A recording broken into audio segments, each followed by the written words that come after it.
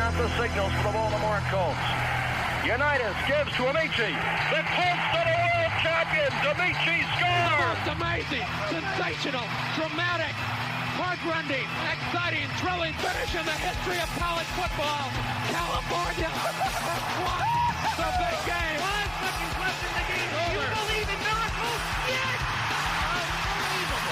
This is Phil Steele. This is Mike Burnham. This is Wes Durham. This is Mike Ashley. Hi, this is Chuck Foreman, number 44 of the Minnesota Vikings. Woo, mercy, this is handsome Jimmy Vane, the Boogie Woogie Man. This is Coach Fry with Virginia Tech Football, and you are listening to Big Dog Sports Talk. Are you ready to rock? Are you ready to roll? Okay, let's do it. You're in the doghouse with Rick Watson on Big Dog Sports Talk, presented by Pulaski County Sports and Entertainment. Join us in the Family Fencing Studios and chime in on the McClellan Chiropractic chat line.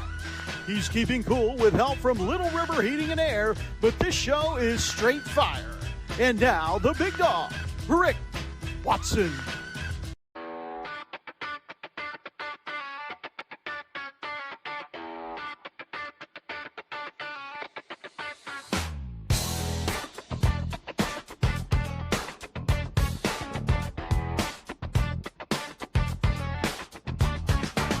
Rick Watson's got the mic, he's the big dog king.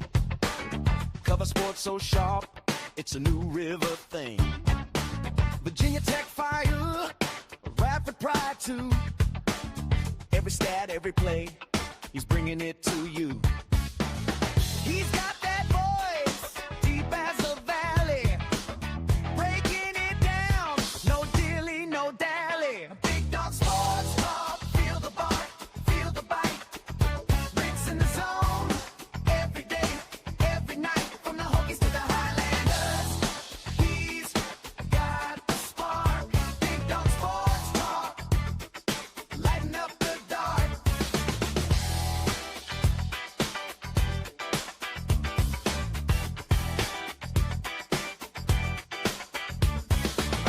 He's got the scoop, faster than a sprint.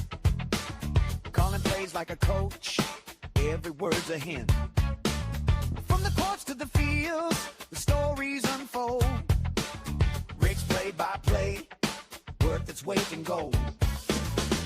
With a laugh and a growl, he'll pull you in. Big Dog's podcast, let the games begin. Big Dog Sports Talk, feel the bark.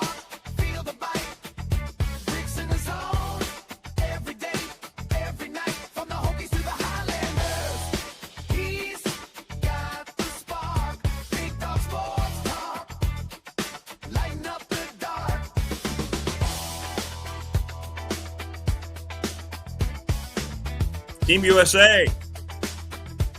Great moment yesterday for that young man, Jack Hughes.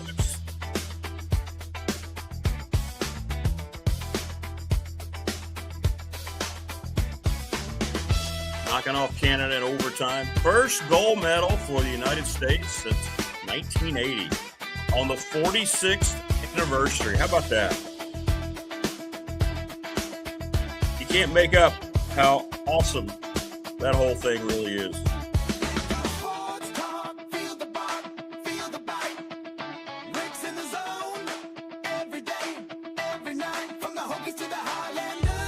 Coming up on the program, the coaches, Phil Elmassian and Todd Grantham a little bit later on.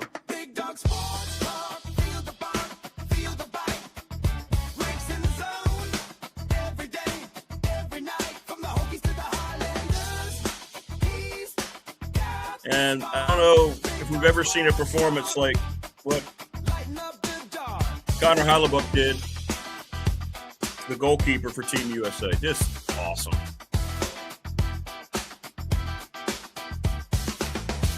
Yeah.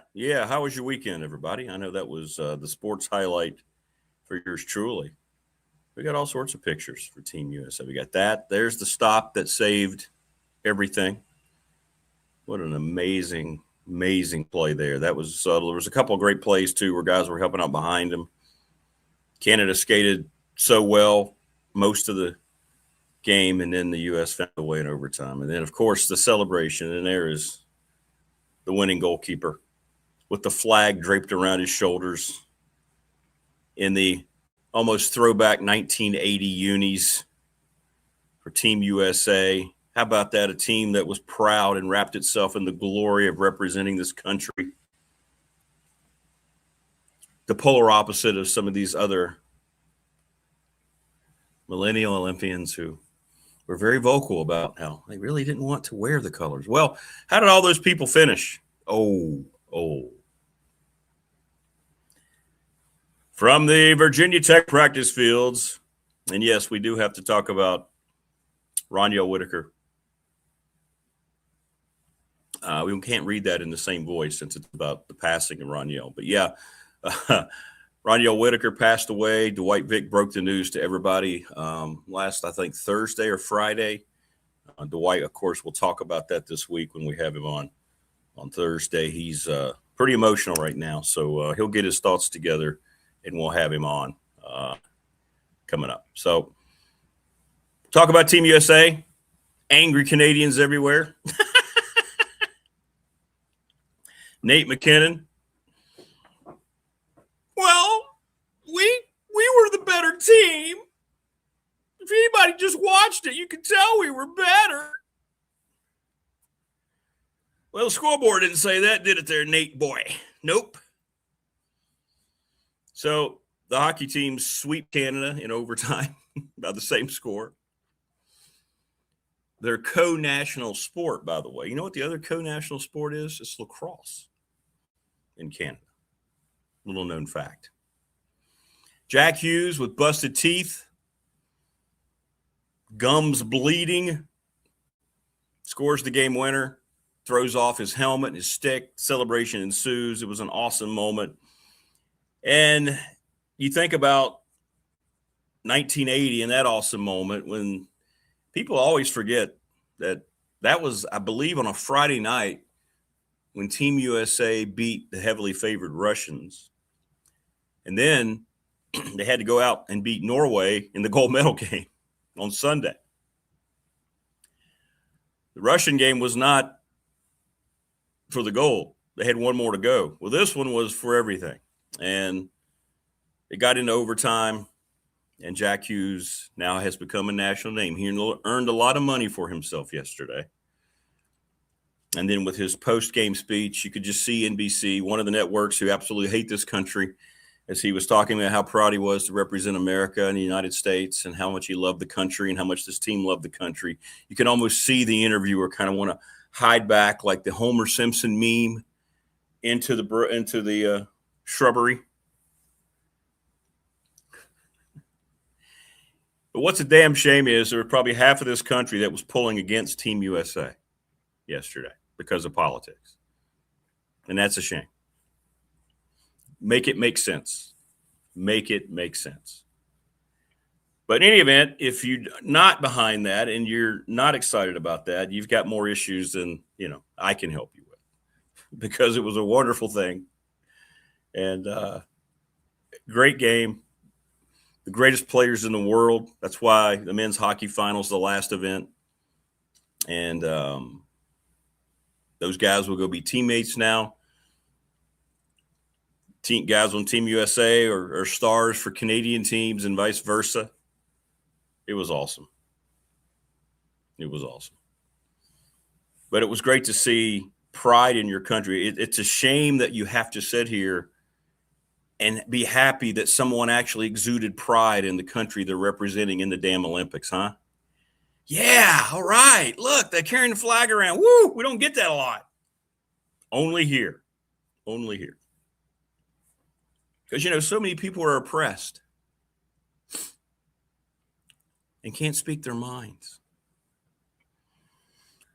But in any event, great moment yesterday. And genuine just happiness and elation. And I'm not sure there's anybody any better at what they do than Mike Tirico. I put that up on the Facebook page yesterday. And his closing speech yesterday at the end of the celebration, the pictures was great. It was great. If anybody missed it, encouraging young people to look upon these teams as heroes and this team and follow your dreams. And he actually had a unified message. I'm sure the producers at NBC were like, no, Mike, no, how dare you? The enemy from within, indeed. But I hope everybody had a good weekend. We got a little brush with cold now for today and for tomorrow. Weather sucks. But then we get back into warmer weather throughout the latter part of the week, it looks like. Let's see here. 19 this morning. Feels like 1 if you're out. 50 on Wednesday. Rain all day Thursday. Rain all day Friday. Ugh. Sunny on Saturday. And then it gets into the 60s over the weekend. And then hopefully that's the last brush with this awfulness that is winter weather.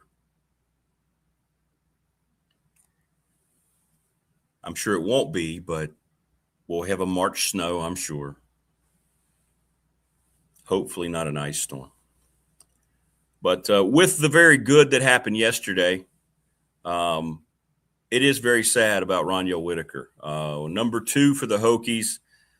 There are a lot of unconfirmed things of what happened with his health. I don't have confirmation. There's a lot of people saying it was an aneurysm. I don't know. So I'm not going to speculate about it until that's released. Maybe they have released something since then. It's very sad. Very, very sad. As still a young man, and he was such a great player here in Blacksburg, and he had a nice NFL career. And I know he was very close with Dwight Vick. So, Dwight, we're thinking about you. I know you're going through a difficult time right now, and hopefully on Thursday he'll be able to come on and talk about the legacy of, that's what Dwight's about. It's about Victory Life. It's about the legacy, and we can talk about the legacy of Ronyell Whitaker, one of the great defensive backs. And, it's something that I'm sure that when we have Coach Elmo on today, he can talk about that too. So, kind of a sobering bit of information, to say the least, to have to consume. Trying to think if I ever really met Ronyell. I don't think I did. But everybody talking about what a great teammate he was during his time in Blacksburg. So our thoughts go out to his family, and I hope people can start to grasp the loss, and we'll be okay.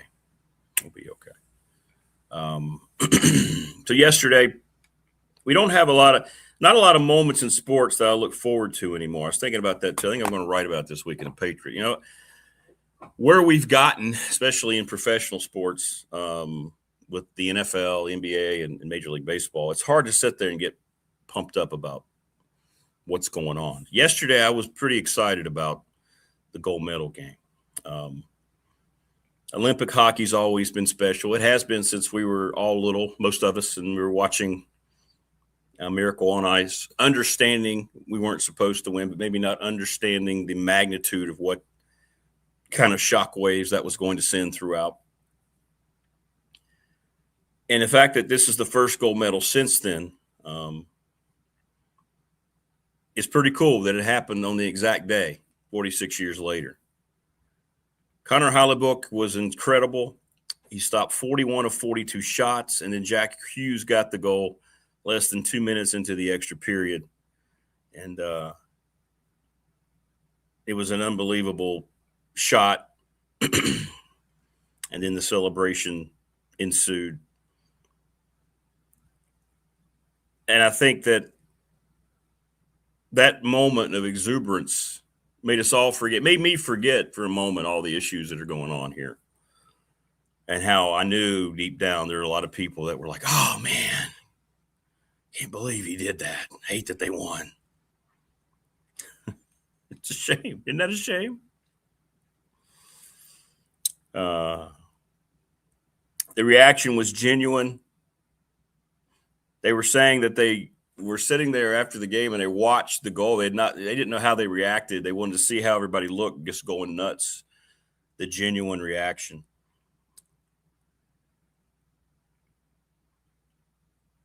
But it was good. It was good. Canada was heavily favored throughout the Olympics, and the U.S. men had not defeated Canada since the 1996 World Cup of Hockey. And many of the players on the team yesterday weren't even born then. So very, very cool. And, of course, all the Canadians have done is complain, embarrass themselves with the comments that they've made since then. We were clearly the better team, okay? And then their head coach complaining about everybody knew the overtime rules. It was explained that they were going to do the 3-on-3 like in the NHL because, these are NHL players and everybody signed off on it. And then the coach, Team Canada, had to complain about didn't like the overtime rules. When if they would have gotten the game winner on some dramatic pass across the ice and won, then they would have not said a word about it. So that makes it even a little bit more sweeter, to say the least. Awesome. Thanks to Family Fencing, sponsor of our studios, 540-200-8294, familyfencing.nrb.com. McClellan Chiropractic, sponsor of our chat room. Thanks to Mark Hunley. As in middle of March, we're going to be heading over there to get popped on the machinery. That'll be a separate video up on the channel, by the way. Pulaski County Sports and Entertainment, thanks to them for all their support and for being the presenting sponsor of the program. Little River Heating and Air, Charles Lee, 540-553-2971. As soon as you start thinking about, it's time to think about getting the cooling part of heating and air going, then this little cold spurt kicks back in. But whatever it might be, that's your guy. National Bank member FDIC, the exclusive banking partner of this program, and my exclusive banking partner for 35 years. Professional Door Incorporated, residential commercial garage doors, family owned and operated, 38 years in business. Sponsor of our text line. And the Ready Set Fund, Bob Christ, BOBCRIST11 @gmail. Thanks so much to Bob. You can email him directly or just go to ReadySetFund.com if you need to raise some money for springtime sports, whatever it might be. Lawson's Mobile Home Supply, thanks to James, located 300 North Franklin Street in Christiansburg, 540-381-8011. The NRB Super Bowl, 25 years, 382-5525. And Ryan Pry, the attorney, sponsor of our Fan Question of the Week, 701 West Main Street in Radford. And thanks to Brandon at Top Shelf Apparel. But hit us up in chat, whatever's on your mind from the weekend, whether it's hockey, whether it's basketball. Coach Elmo and Todd Grantham are going to join us coming up a little bit later on as well. So it was I guess it wasn't a mixed bag. For the most part, the local basketball teams did well this weekend.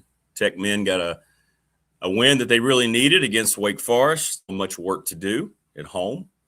Nice to see Nito play well. Maybe he's gotten over his funk. And maybe Tech can put it together the final couple of weeks of the regular season and then do something in the tourney again. Who knows? Who knows? They did it once before under Mike Young. Maybe they can do it again. But we don't want to get too excited over one win. We want to see them now put some things together, and they still have some opportunities coming up. Radford men lose overtime by 1 at Asheville. Had 3 different shots to win it. 1 at the end of regulation and then 2 at the end of the overtime and didn't get a shot to fall. They finish up the regular season this week against Upstate, final home game on Thursday, and then at Longwood next Saturday. And then our tournament kicks in the next week. Yeah. Tech women got a win over Georgia Tech. Wasn't apparently a very good game. Tina's telling me very sloppy, but they got it done. And the Radford women got a big win as well at Charleston Southern. So the ladies all got wins on Saturday. The Tech men got a big win. Radford men, not so much. But still plenty of time to fix some things. Radford's going to finish 3rd in the conference. The only team that could catch them, Presbyterian. Unless Radford crashes out this weekend, I don't think that's going to happen. But they have to play High Point and Winthrop And they lost. If they would have won, that would have put more pressure on, but they lost as well on Saturday. So, but we'll see about Tech. Lots of issues to fix. I didn't keep up with the game at all. I was driving to Asheville, but I saw the final score, and I looked up the box, and looks like the numbers checked out pretty well for Mike Young's team, that they performed pretty well. So that was good. That was good. They needed that mightily. You drop that game, then there's zero chance at all you could climb back through. I mean, if you lost that game on Saturday, it wouldn't have mattered if they'd have beaten Carolina. It wouldn't have mattered if they would have beaten UVA. They would have had at that point just to win the tournament. But now maybe there's some amount of wins that they can achieve here coming up. I mean, I don't know for sure, but there's a lot of speculation, and you never know what the committee's actually thinking, and what they say and what they do usually means two different things. But Tech's got Carolina. They have a week off, which is good. I'm not sure they're not going to be favored in that game. Carolina's not the same. They probably won't be favored, but it wouldn't surprise me. They should beat up on BC. They're terrible. And then you've got Virginia. So 2 out of the next 3 aren't easy. You got to get that record over 500, though. They're 7-8. They will not make the tournament with a losing conference record. So keep that in mind. The problem is Florida State and Cal keep winning. So Tech's still with a lot of work to do. And the Carolina game could be the trigger game next coming up. Could be. Carolina is not the same team at all. And when you lose your best player in college basketball, you just cannot in any way, shape, or form expect to go out and be the same team. They did win at Syracuse. Hit a big second half in that game. But their whole lineup has been shaken to the core. And I don't know. We'll talk to Marva about it tomorrow. But they're not the same team at all. So we'll see. He has a great shot to beat them. Not being a homer, but I think they have a great shot to beat them. We'll see. We'll see. But I'm with you, Morris. I'm with you. Good stuff. Good stuff. About the hockey teams. Had a good drive throughout. You know, it's one of the simplest drives you can have if you're on the road. I guess the only other easier drive in Big South play is when you go to Winthrop. Problem is, you know, it's an 11-hour day, and you're driving by yourself. But it's just beautiful. That drive, and it's easy, right? You go down all the way through 81, and then you connect on 26, and then you drive right there to the Asheville exit, and there's the school. It's just a beautiful drive through the mountains in Asheville, North Carolina. It really is.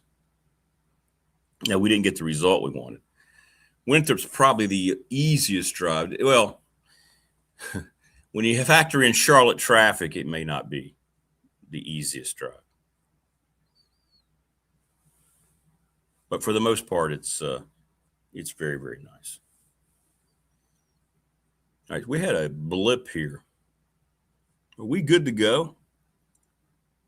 I'm going to ask again. Remember, it was last Monday we had our blip and things. Are we good to go? Okay, I think we're good. Everything says we're good, but it said we were good Monday and nobody could see me, which is not a bad thing in retrospect. All right, good. Come see us, Santina. We're going to recognize Louise Baker in that game at halftime. Louise Baker, Long and Foster, sponsors of our network. Yeah. It's our home final. All right, thanks, Wayne. Yeah, I had like a little blip here. I had like a little hiccup. On my end, I lost everything for like 2 seconds. So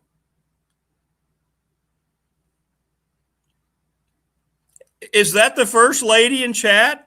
Oh, my goodness gracious. What's up, Opal? Opal, I know she had her schedule change, so it's good to have her back. Good to see you. What's up, TLB? You went to go watch UVA women's team beat 8th-ranked Louisville. Oh, go with your daughter. That's awesome. That's awesome. Yeah, I do know that, Morris. I do know that about Roth and Tirico. Yep. They're good friends, actually. Mike Tirico is really good at what he does. He is really, really good at what he does. Good to have you back, Opal. She must have the day off today. Be able to get up and join us. I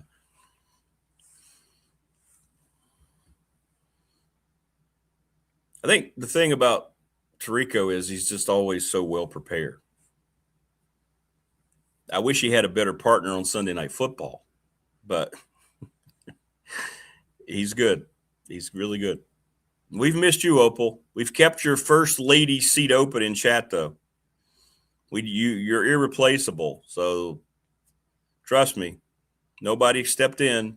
We had some peepettes chime in, but no one is going to take your title away.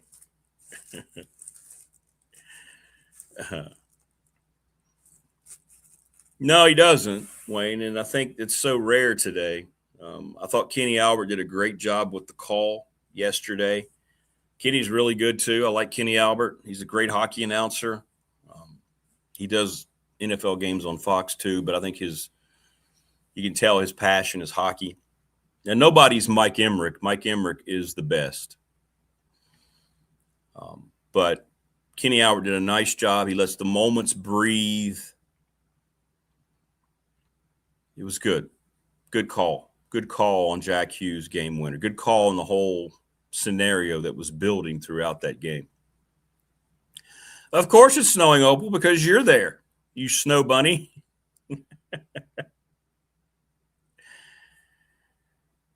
Yeah, the wind is just terrible. I'm telling you, wind and ice. The wind it's just the enemy of everyone. The wind is the enemy of the people. There's no question. Just horrible.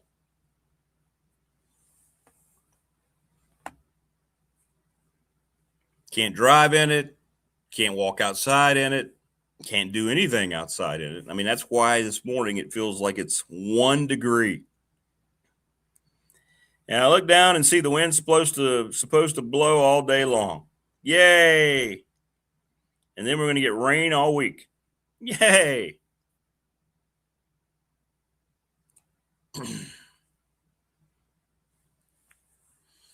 Yeah, Tina, come up and say hi. I'll be down there with Cole Wilder. Come say hello if you're there at the men's game on Thursday. The regular season home finale. I think knowing Radford will be playing in the night session, I think I'm okay. I don't know about the show and the tournament. Not this coming Friday, but the Friday after. I'll keep everybody posted. If we have to alter. We're guaranteed to play either at 6 or at 9. More than likely, we're going to be playing the very late games, so we probably don't need to be down there a lot earlier than that. We'll see. Or I might just take that Friday for the tournament, and we might leave on Thursday. Stay down there. I think we have a room, so hey, there's a concept. So yeah.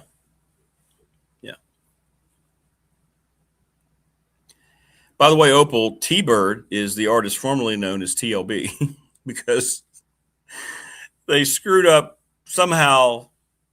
And I got rid of that, by the way. I'm going to start doing it manually again. I did find that out. So when you're gifted the extra stream as we were by YouTube because of our viewing numbers, which is awesome, you get a lot of bots. You get a lot of people chiming in from different places. Some of them are legit. I mean, we have 12 international subscribers to the channel. But some, they just get on. You'll see them from time to time. And they turned on an auto bot filter. For some reason, they called up TLB's account, apparently. And they deleted him. So he had to go in and he had to create another name with YouTube to get back into chat. I tried 3 different things to fix it, and well, for one, they still haven't sent me the proper link. So hopefully that won't happen again, because I took it off of auto and I'm just going to do it myself. So if you see it be a little slower, if you see a bot and you see a comment that you know is just somebody botting, as only bots can, I will delete them myself going forward. Kind of like Thanos. Fine, I'll do it myself. Actual footage of Thanos. By the way, Wayne, see right here. Look, it's up. There it is.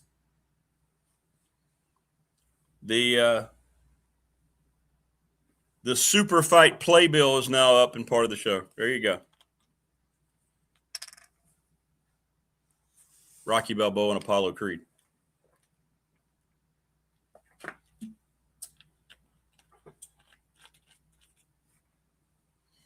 The master of disaster, Apollo Creed.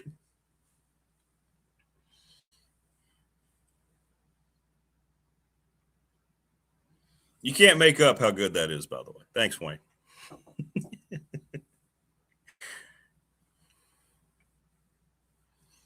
Morris says TLB is good, just sitting on his porch, swing strumming his 6th string. Or is that Tebow? Are they both musicians? Is Tebow a musician too? Wow. What we should do is when Jen, at some point, whenever she plays her saxophone, we should put everybody on. Y'all should just do like a jug band special.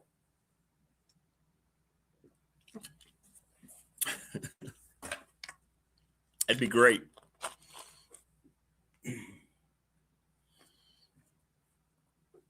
I did get a lot of texts. People said they watched hockey for the first time in a long time. Hockey's great. Hockey will never catch on as a mainstream out of market for NHL teams. But there's no athletes that love their sport more than hockey players. It's part of who they are. They're on skates from the time they're old enough to walk. And there's no passion from any athlete in any sport greater than hockey players. None. I mean, just look at what's going on in all of our other professional sports. The NBA is an unwatchable joke. Major League Baseball is all about deferring money, and we're going to have one of the largest work stoppages after the 26th season we've ever seen. I think it's going to wipe out the entire 27 season. The NFL is a dwindling product that everyone running the NFL is concerned about everything but the actual game. Hockey players, you just watch it. You think about other athletes who had their teeth knocked out of the same game like Jack Hughes did. Didn't bother him. He knows he's going to get it fixed, and he hits the game winner. I've always marveled at the skating and how they skate better than most people walk. And the things they do is incredible. So I hope people now maybe went, wow, I have to watch more hockey. Yeah, you should. You should. Kudos, by the way. Roanoke has always done a great job with hockey. Every minor league team that we've had in there hockey-wise has succeeded. The Rail Yard Dogs are doing well. The Express, man, Roanoke Express was an absolute happening. Morris says, yeah, right. Jen gonna play her sax for us. I'm guessing maybe this decade. Briscoe Darling could make any sound with his jug if he wanted to. Okay, Wayne. Tech's got the club championships down. But hockey is it's I think there's more of a market for it. I know a lot of people that go watch minor league hockey are going for the event. The fact you get out the fights maybe, and there is a lot of fighting. But Roanoke has always supported it, and for that, I tip my hat to them. Didn't they used to play in Vinton a lot? Wayne, you're a Roanoke guy. Didn't they used to play at the, was it the Lancer lot? Am I making that up? What the hell was the Lancer lot?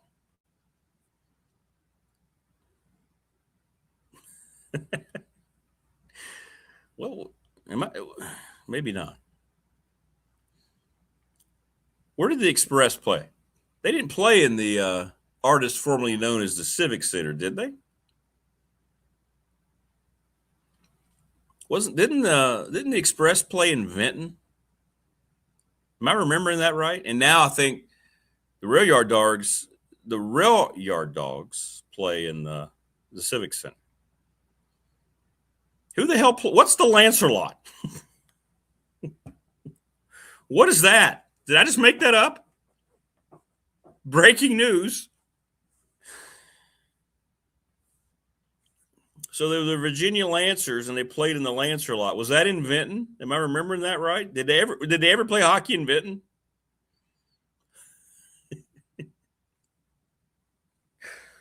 But anyway, that's about all we have. But I know people have supported it. But for the most part, it won't catch on outside of markets. Okay, so the Lancers did play in the Lancer lot. Okay. But the Express played in the artist formerly known as the Civic Center. Gotcha. All right, now I've got it now. At least I'm not just making that up.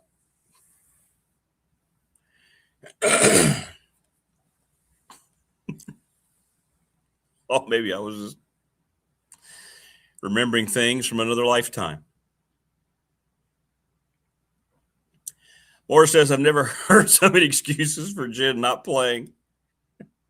Since my ex-wife ran out on gas in her 1983 Chevy Caprice. Yeah, we got to start putting on some very friendly peer pressure on Jen. Yeah, I'm with you on that. All right, thanks, sir, Brian and Wayne. It was in Vinton. Watched them once 37 years ago. Cool. The Express and Rail Yards are in the Civic Center. Gotcha. Okay. Thought I remembered Vinton somehow, so that was good. That was good. But hockey's great. Their skill level is off the charts, and they absolutely love what they do. I mean, and that showed through yesterday. Thank you, Opal. But, yeah, it was a great moment. I hope people appreciated it. We don't get that much in sports anymore. We just don't. And that was something I was generally excited to watch. I mean, I wasn't generally excited to watch the Super Bowl in any way, shape, or form. So yeah. Wayne says the club team played at the Civic Center for years and now play at the Lancer lot. Oh, okay. Between the Rosie's betting place here. Wayne spends every other Friday at Rosie's. You know, in MASH, the club they put up was Rosie's. Chad Hyatt, our head athletic trainer. First, they were the Roanoke Valley Rebels, and then they changed their name to the Salem Lancers. And then they played in the Lancer lot. There we go. Thank you. Roanoke Express moved to the Civic Center. Thanks, Chad.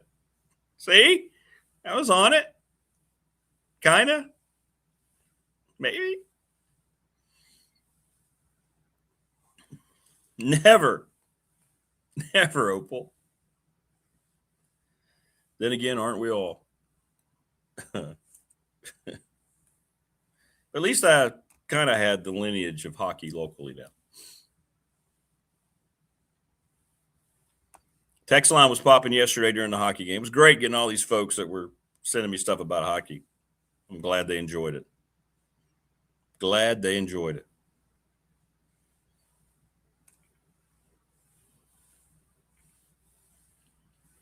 We'll see, Morris. I have to make sure I get basketball completely out of the way. We'll see where we are in mid-March. But yeah, we have to revisit the BDST gathering at the Super Bowl. Absolutely. We're going to. But let me, I'll tell you what, Morris, I'll have to get with you about that and baseball weekends and things like that. Because I don't want to have anything to do the next day. I want to be able to go over there and have fun. And if I have to get up and travel and go to a game, that's no fun for me. I have to, hey, everybody, y'all have a great time. I got to go home. Got to get in bed. Everybody else having a great time. Where'd Rick go? Oh, he has to get up and leave tomorrow. He needed to be in bed by 9. No, I don't want that. So let me get with you on that. Because obviously, if the Highlanders win the Big South tournament, I'll be busy in mid-March.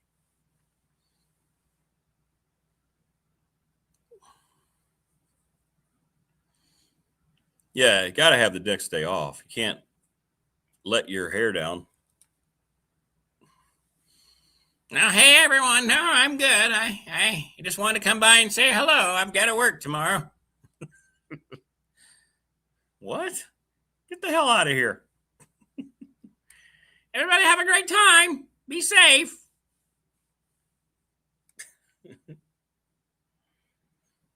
Be done with the work week. Show up over there. And then, boom, we just unleash and have a great time. Yeah. Need to fill up the jukebox with D&B, Imbrulia, and Poison. Yeah, Rick will be. You walk in and do the immediate turnaround like the Simpsons meme when Grandpa Simpson walks into the brothel and he sees Bart. He immediately grabs his coat and turns around.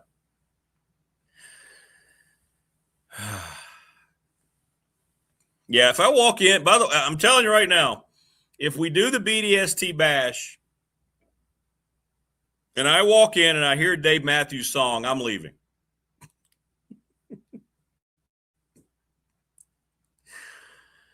As a public service, Rick should give his disgruntled weather report at the top of every hour. That's why I'd be terrible on the Weather Channel. When we, or if I was a local weather guy, as soon as we got a bad snow report. Ooh. Yeah, if you had Panera Bread, you'd probably have to have a chainsaw to cut it properly. So, yeah.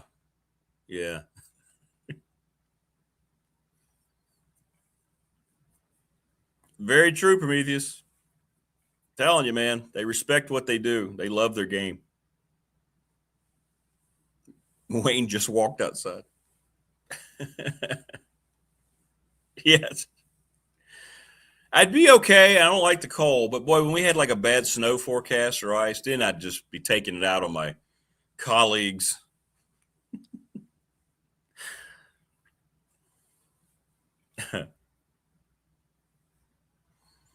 I think the hardest part would be pointing at the green screen and realizing you're actually pointing at a map that everybody can see on the channel, on the TV. That you can see on that you can see. I'd be pointing. I mean, I'm afraid. I don't know how they do that. I have to figure that part out, but I would nail the rest of it. Oh yeah.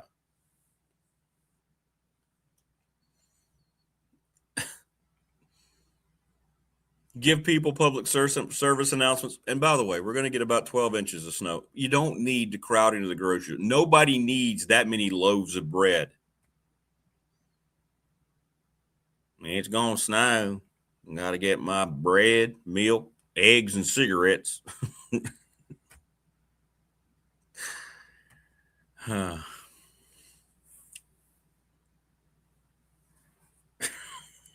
Maybe not in that order. Running the snow machine in the yard. Like Leo actually has a snow machine that he put up on. He does it every year. He, in the middle of summer, like June or July, when it's 70, 80 degrees, he will create a snowstorm in his yard, and he takes a picture and he dresses up and he's acting like he's shoveling snow. And see, that's weather. That's meteorologist bias right there. I mean, you're showing your bias right there.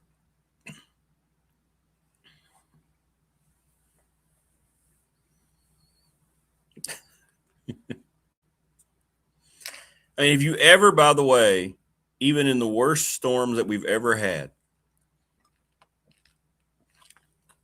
been unable to move or get out longer than a day, ask yourself that question the next time you think that we have to have 78 different things for the snowstorm.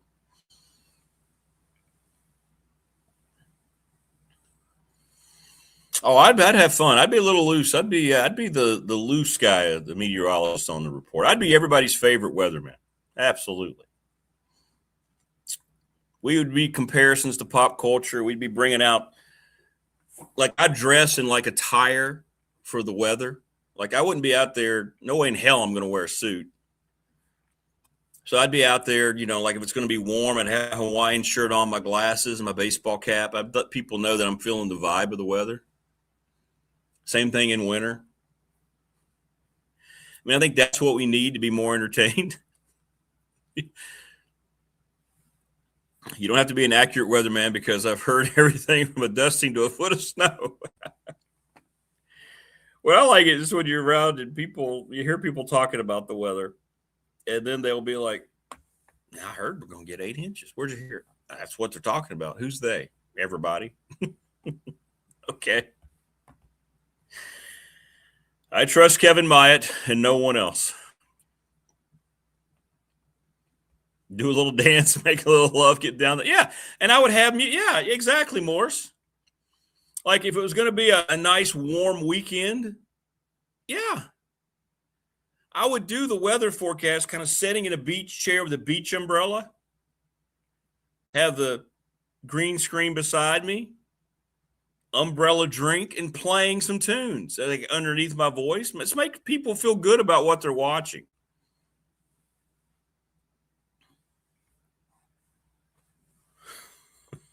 Right?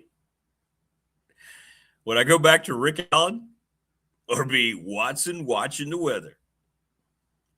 Now, I'd stick with Watson.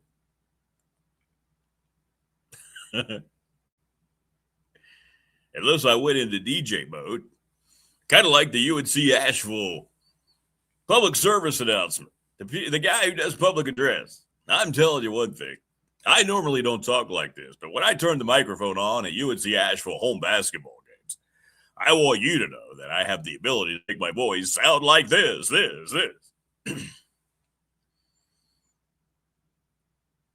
If you're going to do all that, just move to Palm Coast. Well, see, I'm doing that for you, Morris, to try to recreate the Palm Coast vibe.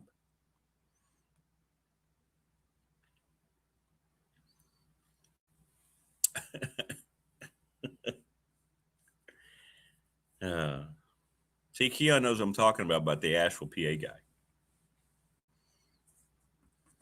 It was incredible how hard that he was working to sound like this throughout the broadcast or throughout the ball game.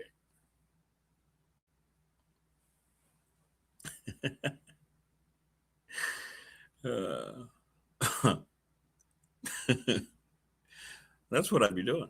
Yeah. Flip-flops. Why would you want to be uncomfortable on TV? I don't understand people that wear suits. Call a ball game in a suit. Make it make sense to me. Now, if you're on a national network, I get it. If you're calling NFL Sundays, I get it. But you don't need to be sitting there in a suit doing the weather. Let's make me as uncomfortable as this forecast is going to make you about the horrible winter weekend we're going to have.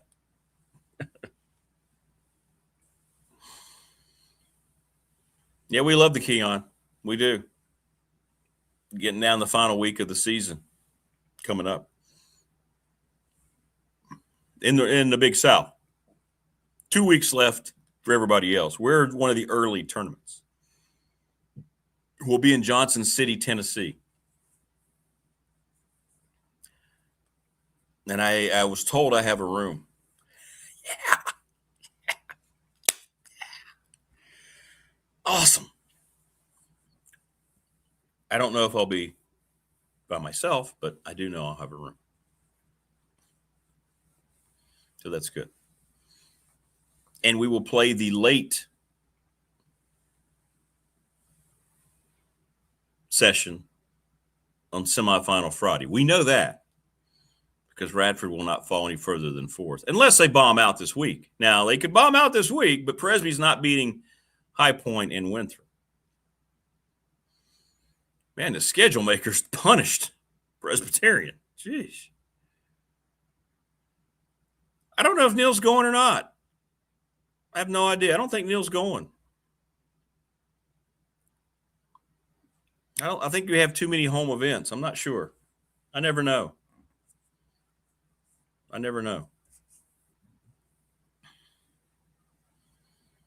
It's always great, though, when you're coming back and you're solo. You know, the drive to Asheville's great. The drive back is not good when you're by yourself because you lose. You don't have anybody to bounce off of. You're just kind of you're already tired because you've been gone 11 hours. And the good part about this past Saturday was I call them my convoys. You get someone who's really moving down the road. And I like to maybe apply a heavy gas pedal from time to time. And you know what? If that dude's not getting a ticket, I'm not going to get a ticket. And so then you just kind of follow the convoy. I had a sports car I followed out of Asheville all the way into Tennessee.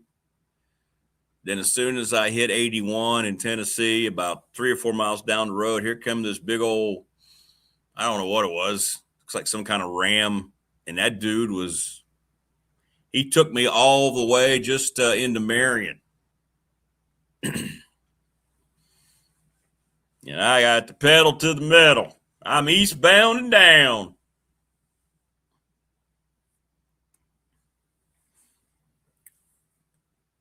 So that helped. And that day we called that guy our front door. Yeah, I like that. So yeah, I had some assistance in my journey on Saturday night getting back. A little chaperone action. They didn't know that, but here comes that white van with Radford on the side again, passing everybody. But in any event, last week of the regular season for Radford Hoops. And then we get into stick and ball sports. We got actually a busy weekend for me. Basketball on Thursday, baseball on Friday, road basketball Saturday, baseball on Sunday. So see, that's the kind of weekend I can't have, and we can have the BDST meetup. If I have a game the next day, I won't be able to go to the BDST meetup. I'll have to wait. So that's what I need to figure out more. So I'll look at the schedule. I know we're going to have some, maybe at least one weekend, maybe two, where there's not anything happening on a Saturday. So I'll let you know.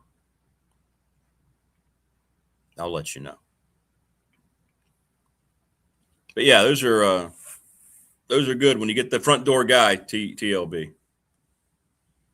Front door guy is a good guy to get behind and just follow. I don't know. I swear, though, I don't know what kind of car it was, a Maserati or something. But the dude, just as I was getting out of Asheville, I swear he kept it at 100 miles per hour. I mean, I was losing him, or he was losing me. I'm like, wow. And then I thought maybe he'd turned off, but no, I got and saw his light. just flying through 26 into 81. Absolutely flying. And I wasn't flying like that, but I was trying to stay within at least backlight sight, you know. And then he got stuck behind some trucks, and then I saw him. He turned off. And very sad. But then came my big old Ram truck guy. Ram truck guy was good. Once I get into Marion, all right, I'm good. I'm awake now. I'm good to go. ReadySetFun.com. Thank you so much to Bob Christ. Give him a email, bobcrst11@gmail. Professional Door Incorporated, sponsor of our text line. Thanks to Travis Williams. Family owned and operated, 38 years in business. National Bank member FDIC, thanks to Larry Ramsey. Exclusive banking partner of this program, Lawson's Mobile Home Supply, 540-381-8011. The NRV Super Bowl, we've been talking about them a lot this morning, 382-5525. Our BDST fan question of the week. We got to come up with one, sponsored by the attorney Ryan Pry. Haven't thought of one yet. I'll do that sometime today. Little River Heating and Air, 1095 Radford Street in Christiansburg. Charles Lee and Company, Pulaski County Sports Entertainment, the presenting sponsor of this program.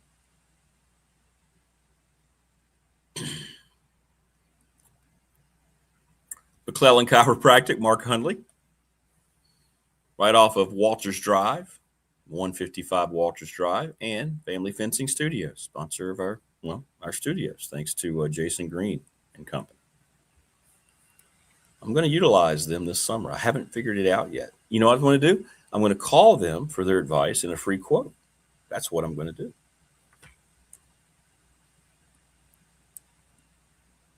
We can get Coach Elmo on here in just a second. Coach Elmo had a good dinner last night. He showed me a picture. Aha, look at that. We've turned her. Opal. Oh, my goodness. I'm going to hang that post in the Louvre, Opal. I must admit, I'm ready for spring. See? Told you. You were so wrong about winter and snow. Moore says, like last time I got pulled over for doing 85, I asked the cop, what about the Porsche? They went by doing 100. Cop says, I was going to get him until you showed up.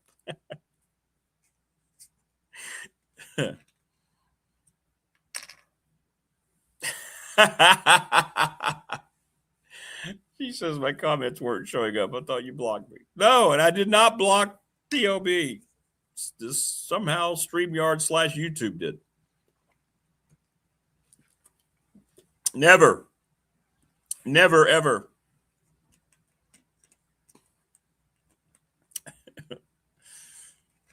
I love chat. Gets me going on a Monday. Coach Elmo and Todd Grantham here on the Monday edition of the program.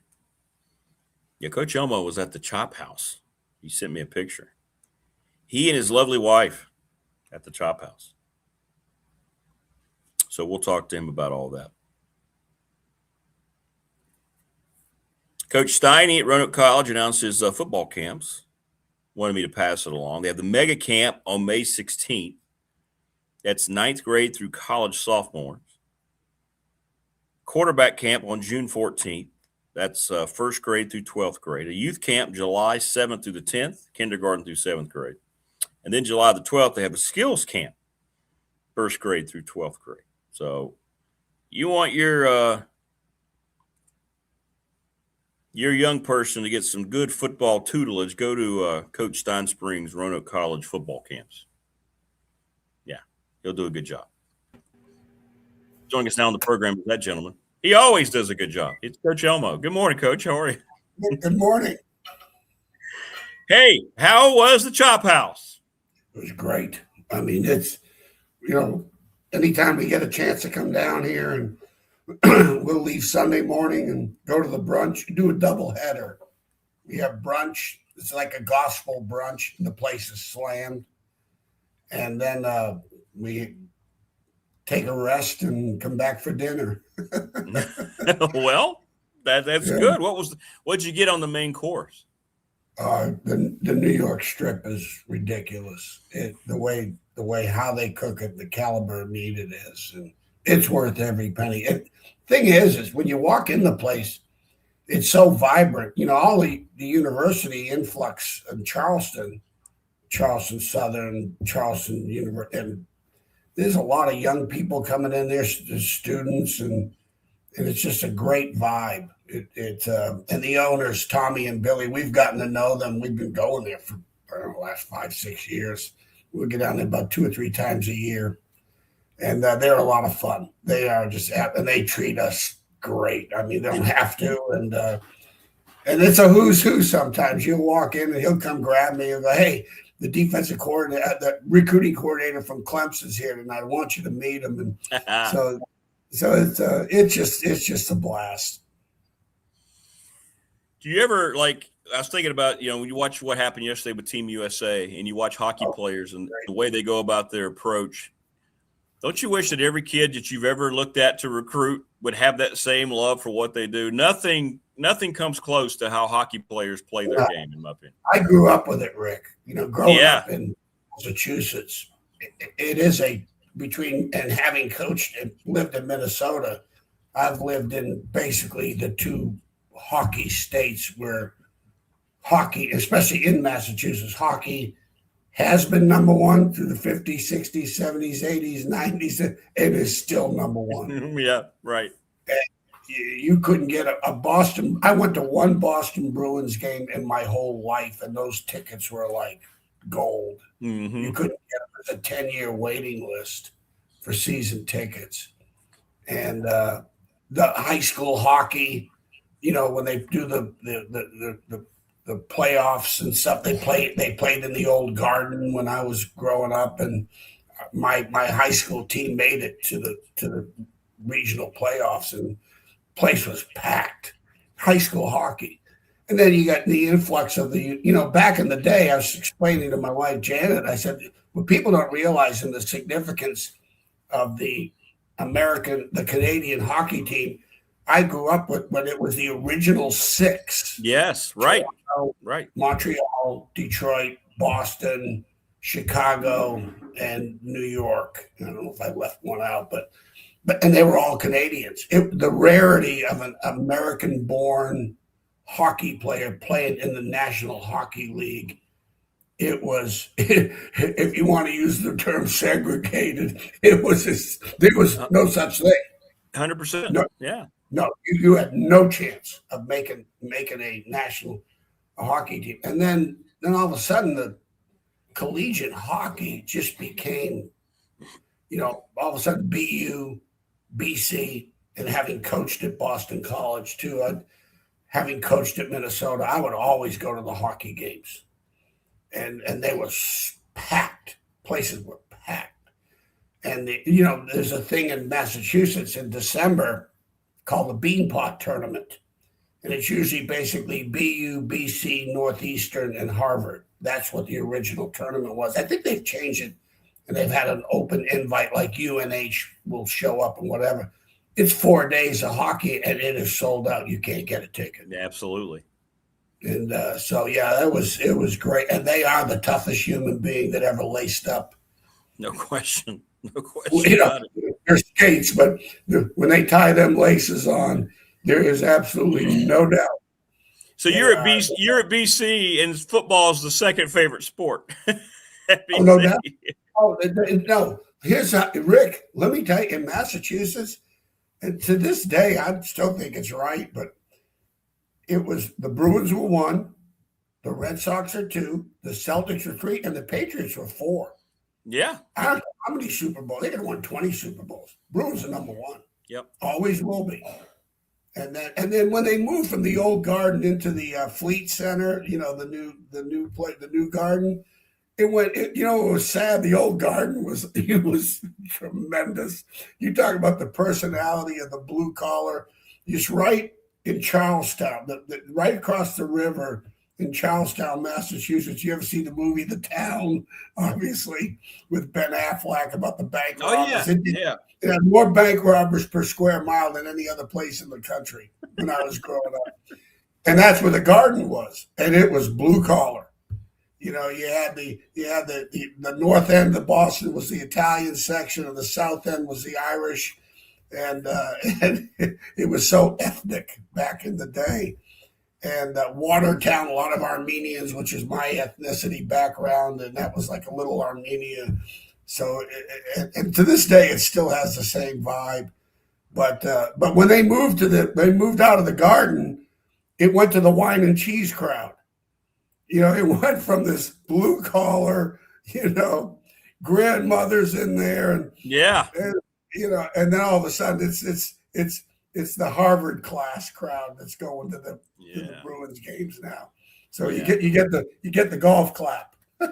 Yeah, nobody wants that. Yeah. But it's still hockey still is number one. I love watching hockey on TV because it is what they can do on ice with that puck and the accuracy and how they play. And when you score a goal, it is the efforts are to get that thing in that net is like something you've never seen. No, it was. And yesterday was emotional. I mean, that goal and the exuberance. And then when they brought Johnny Gaudreau's kids out, he'd passed a teammate. I mean, that whole thing was very genuine. And I thought NBC did a great job of capturing it. It could have been better with the rivalry with Canada. I know. That's where the game was basically. I know. It's great. I know. It was perfect. It was perfect. And they're like, their crap doesn't stink. And it's our game, not your game. And that it comes down to that. You could see that even when they had that world tournament, last year, and the Chachuk brothers, both of them started fights in the 9 seconds. I know. I love it. Coach, you know what you need to do? You need to go YouTube this, Rick. If you got time, you really want to be entertained, YouTube the Big Bad Bruins. Back in the 60s, late 60s with Bobby Orr and Esposito. When there were fights, there was a guy named Pie McKenzie was a forward, and especially when they're playing Toronto or Montreal, and all of a sudden there's gloves and sticks all over the ice, and everyone's fighting. Helmetless. They were helmetless too. They didn't have helmets. Oh yeah. How about that? No helmets. No helmets. Yeah. No, get a chance, watch it, and watch Bobby Orr and how he revolutionized the game. You know, he was signed by the Bruins at like 14 years old, literally signed by the Bruins at 14. And a great athlete and a humbled human being. I think you'd enjoy it if you I will. Yeah. I'll check that out. Cool. Coach, did you know Ronyell Whitaker very well? You know what? I remember at the time he was coming out. I think he was coming out of high school, early 2000s. I think I believe that, Rick. I'm just trying. I saw that on your deal, and I was trying to think to myself, I don't know. Did he play at Lake Taylor High in Norfolk? I can't remember the high school. I know he was a Tidewater kid, and I know he was a really outstanding defensive back for Coach Beamer. And, at a time, you think about, there was a time there from like 99 on to the late 2000s. That was defensive back university. They were cranking out NFL DBs like you couldn't be. And one thing, Rick, I want to always bring up the greatest compliment to Coach Beamer, which is a lot of people. It's not, I don't even think Virginia Tech does a good enough job of publicly making this known factor. Think about all the pairing brothers that played at Virginia Tech. It's true. I don't know if there's any other school in the country that had as many brothers at Virginia Tech. I can't name them all off the top of my head, but the Edmonds, whose dad played at Maryland. You talk about the ultimate compliment to a coach when you have a kid coming to your university and his brother decides to come join his brother. Brothers are going to tell you, don't come here. They're going to tell you the truth about the place. That's right. It is, to me, the greatest badge of respect and accountability and all the things you want in a program is summed up with how many siblings, how many brothers have decided to play with each other at a university. And I think that Virginia Tech has had the most. I really believe that. They don't publicize that enough for Frank. They don't. Because that to me is the ultimate compliment to a coach, to me. That's a terrific point. I know it gets talked about the lineage of brothers, but it's not been. Someone should do like a a documentary piece just on that, right? As Tech got No going mistake about it. That would be cool. That would be cool. There's a lot of, I know this, I've seen it where I remember I was recruiting Atlanta, and there was one young man, great player, was playing for Georgia. I think Todd was the coordinator at the time. When I was recruiting Atlanta for Purdue, and this one brother ended up going to Alabama. He didn't go to Georgia. Well, there's reasons for that. He said, hey, don't come here. Or anything that's negative, that brother's going to tell the brother. And not that they make that decision that it's negative, but the point being is, he said there was so many there's so many brothers that put that Virginia Tech uniform on, I couldn't keep count. And that was the ultimate compliment to me about who Frank Beamer was and the program he ran. 100%. That's a great idea. I like that. We have to look into that. It might be something that might be good. That might be good. Well, yeah, it's sad. And I know Dwight, he talked to him about it on Thursday, but it's not good. It's just, you hate that a young person like that. And we'll get more details. It's tragic. And I hope they do something to pay homage. They need to do something now. Tech's lost Ronyell, and of course, they lost Mr. Worsham. I mean, they need to do something to make sure that they pay attention to that. I hope they. They will. Virginia Tech, and you think about it. There was one thing that I think Virginia Tech does a great job of is reaching out to the players. Even, I mentioned this before. The '86 team, the Bill Dooley, Chris Kinzer, Billy Myers, all those guys. Yeah, that was a team they wanted to forget. Not the team and the players and the results, but just the era, that Bill Dooley era. They literally buried it. I mean, and all of a sudden Frank went on to take Virginia Tech into the national spotlight. And then in 2001 or 2, I can't remember, they finally honored that '86 team. They unveiled outside the weight room. They had all the bowls,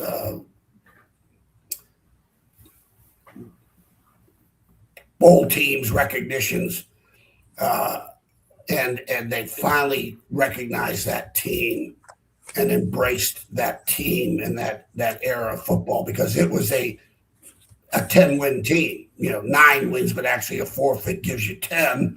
It was 10-1-1, and the only bowl win in the history of the school. And those kids were such great kids. And you talk about, like you said, here Coach Dooley comes in the 3rd game of the year. We just beat Clemson at Clemson, which had never been done. And we go to Syracuse, and he comes in and says, I'm no longer the coach at Virginia Tech, and goes down and tells that football team, and that football team was pissed off. They loved Bill Dooley, and they vowed, I have the headlines, I kept the headlines in Roanoke Times, we're going to win out. And they did. And, amazing story, and so. Did they just not? Were they trying to, just because of Coach Dooley, they didn't want to honor that team? Is that what it was? They wanted to forget. Yeah, just all this, because it was a mess. I mean, Bill did when Bill Dooley left Carolina to take Virginia Tech job. That was a big deal, because Bill Dooley literally changed the ACC in terms of making football an important part of it. You get back in the mid to late 60s, the Bill Dooley came in, then Lou Holtz came to the ACC, then Jerry Claiborne came to the ACC. And next thing you know, the ACC is going to bowls and winning bowl games. And all of a sudden, it's not just a basketball conference. It became a football conference. And when he left Carolina to come to Virginia Tech, his last Carolina team, Rick, there were, I think I'm pretty accurate on this, Rick, that 17 out of his 22 starters are from the state of Virginia. Lawrence Taylor, Amos Lawrence, Buddy Curry, Kenny Sheets. I can go on the name. These are all American high school players. And, he'd go in the Tidewater and just clean it out. Virginia Tech had no chance. So when he comes to Virginia Tech, next thing you know, he's bringing in Cyrus Lawrence, Bruce Smith. He had some Jesse Penn from Martinsville, and he had some Ashley Lee from Southampton. Next thing you know, he's keeping kids in the state of Virginia, and he did a great job getting Virginia Tech as an independent on TV, going to some bowls. Yeah. All of a sudden, I don't know what happened. We never knew. He never brought it up. All of a sudden, they decided they did not want the dual roles as football coach, athletic director. Well, Coach Dooley was in competition with his brother, Vince, and Vince was the AD head football coach. And that was a brother competition. In no way was he giving up both jobs. He was not going to do that. You fire me as AD, then because they said, oh, wait, you just be the AD. Because he had 7 years left on a 10-year contract. And they were going to separate the jobs. And he said, nope, not doing that. You fire me as the AD, you're firing me as a football coach. And he, again, another Roanoke Times headlines, lawsuit for $3.5 million. And he won. His attorney, I knew Rabbit Moore out of Richmond. And Rabbit, we were out one night, and they had won the case. I don't know how much he got out of that, but Rabbit said to me, he says, no way should we have won this. No way. And apparently the attorney for Virginia Tech screwed it up. They fired him, her, I can't remember. So it was and then, Frank comes in there and the NCAA sanctions. There's no money. Dave Brain inherited an absolute mess. They couldn't even keep ADs. Remember, they had the old Dutch Barkman. Yeah.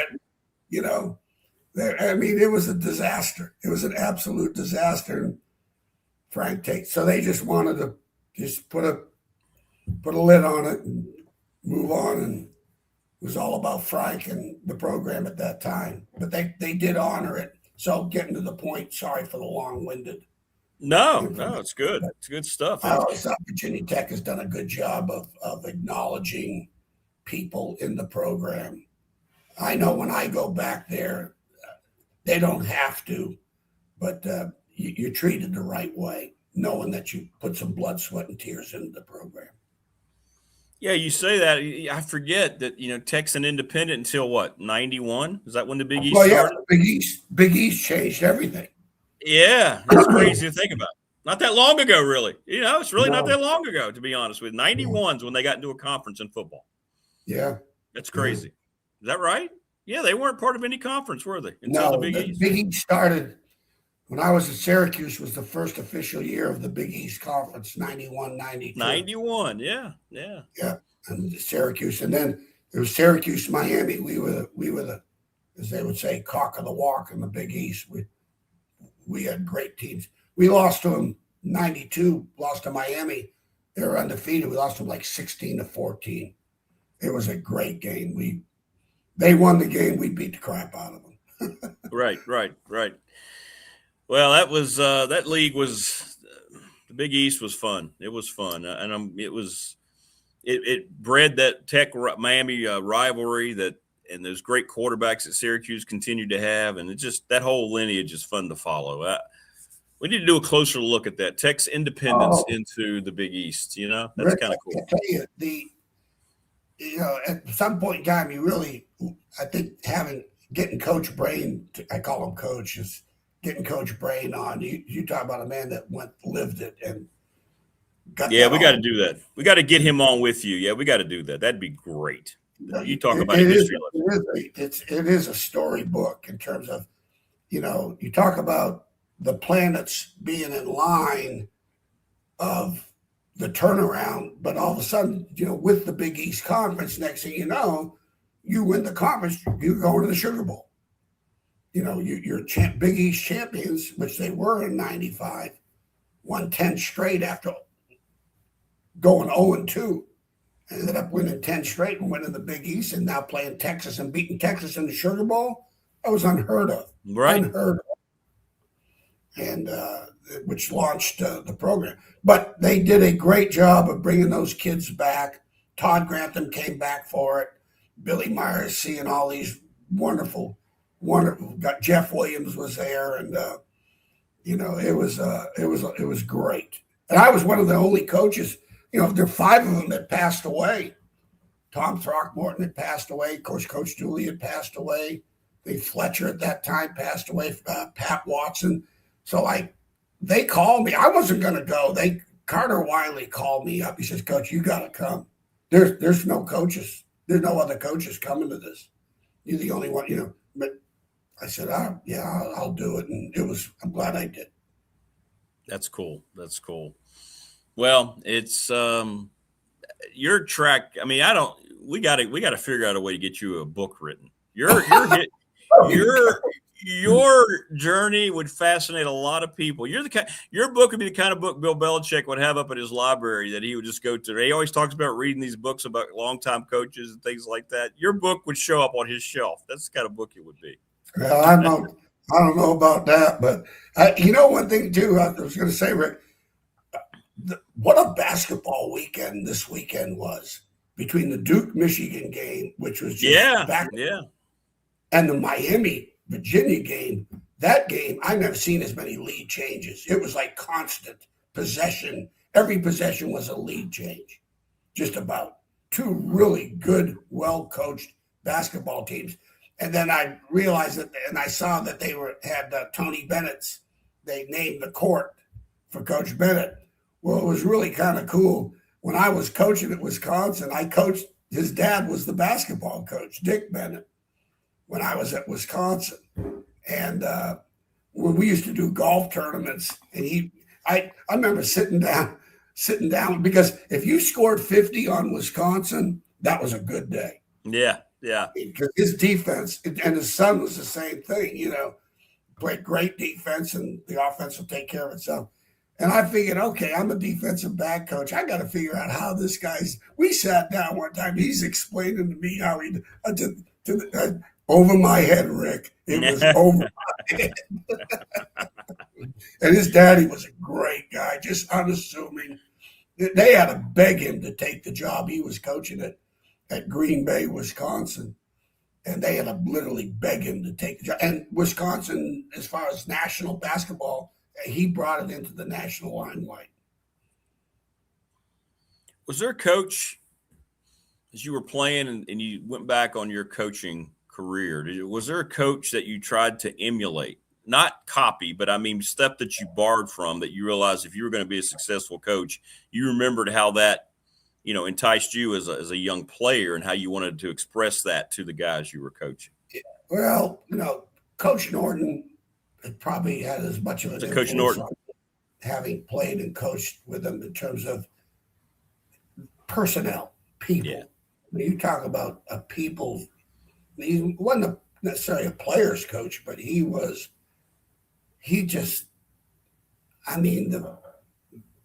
valued his players. I guess the best word I can describe it.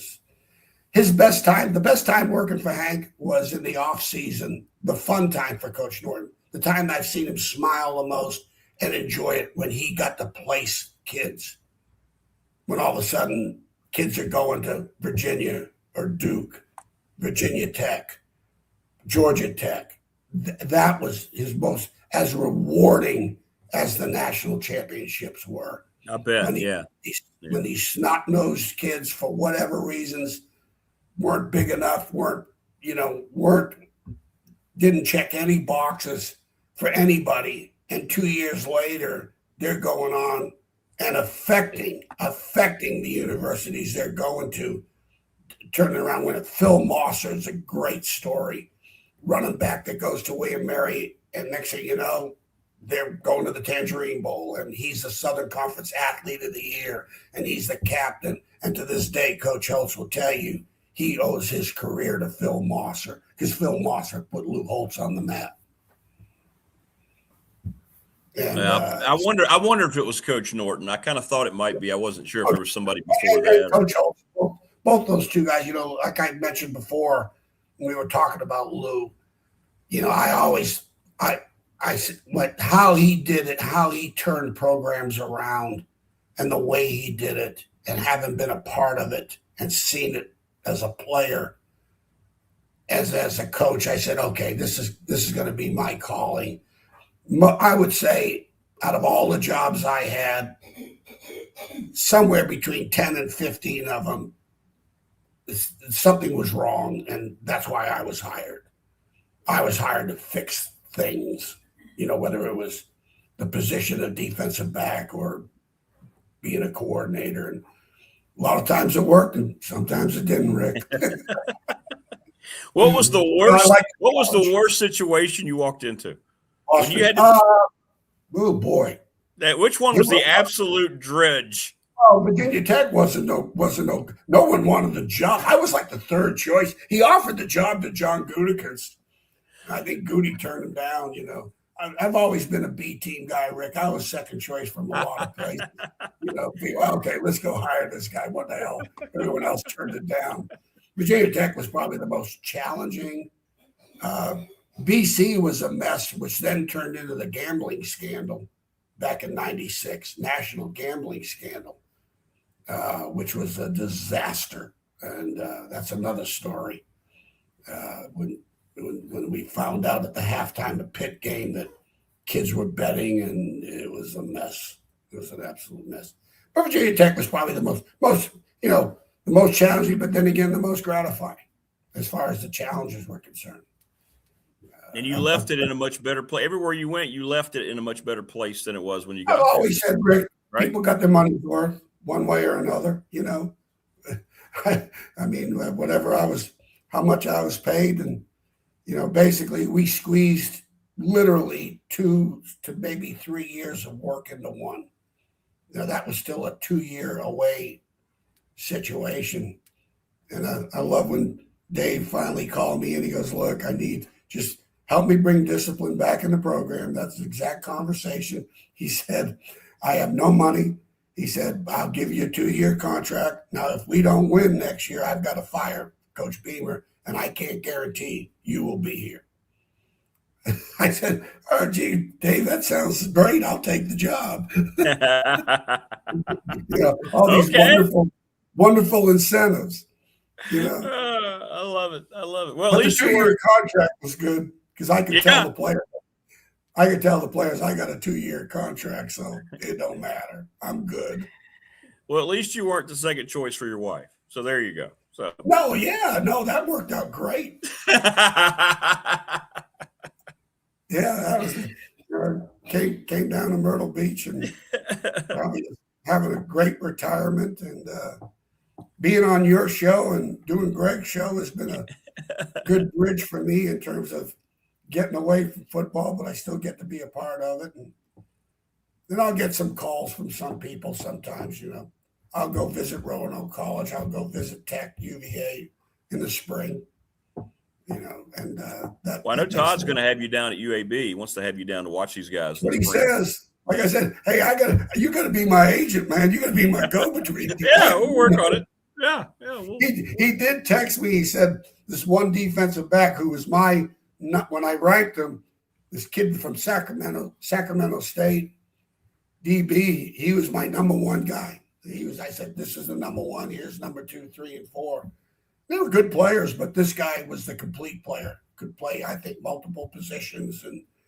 And Todd did text me. He goes, he's really, really happy with him. His kid's doing a great job. There you go.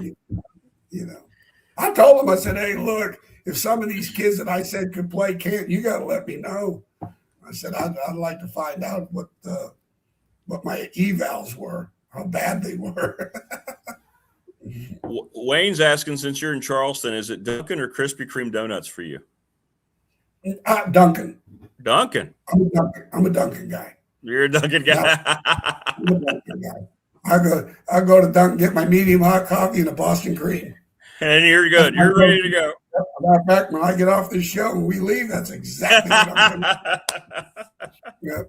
You see those commercials with Matt Damon and Ben Affleck. The first Dunkin' Donuts, I remember the very first one back in the 50s was on Route 9. It's right between a couple of towns, and Dunkin' Donuts. Very cool. New England-based, Boston-based franchise. Didn't take you long to answer that question. You were all over that. So nope, Krispy Kreme. Well, Coach, it's great to talk to you as always. Go enjoy your donuts and your coffee. You Well, and your wife. thanks for having me on. When I got your text, I texted you back. I wanted to give you a little chuckle. I said, "You keep having me on. YouTube's going to think you need to get drug tested." And then I fired back, I would likely fail. So there we go. We'd be good. Everything's good. Well, Coach Norton told me, he said, "Boy, thank God you didn't do drugs, because if you did, you'd be dead in a day." Because I've never done anything in moderation. There was no such thing as AB or Rick. No such thing. See, exactly. I'm the same way still. Yeah. You don't just have one. No. Not when you're living in Franklin County. Cheers. All right, buddy. And we'll talk to you again. That was fun. Appreciate it. That was. Thanks, man. Be good. It's Coach Elmo. Good stuff. Yeah, Wayne, Massachusetts guy. Of course, he's going to go to Dunkin'. TLB says, so sad the day I drove by Krispy Kreme in Salem. Yeah, I haven't. I don't know. I don't really have a donut preference. I don't think. Now that I think about it, I don't know if I have a donut preference or not. Okay, let me ask chat. You brought it up. Is it Dunkin' or Krispy Kreme for y'all? Yeah, Coach Elmo's great, man. So glad he found the show. I'm so glad he reached out. That's great. Such great insight. What a great career. Keon's saying the only answer is Krispy Kreme. Jason Tickle. Hey, Jason, glad you're off today, brother. Welcome. Dunkin' all day. Wayne, is that a Dunkin'? Is that a Dunkin' vote for you?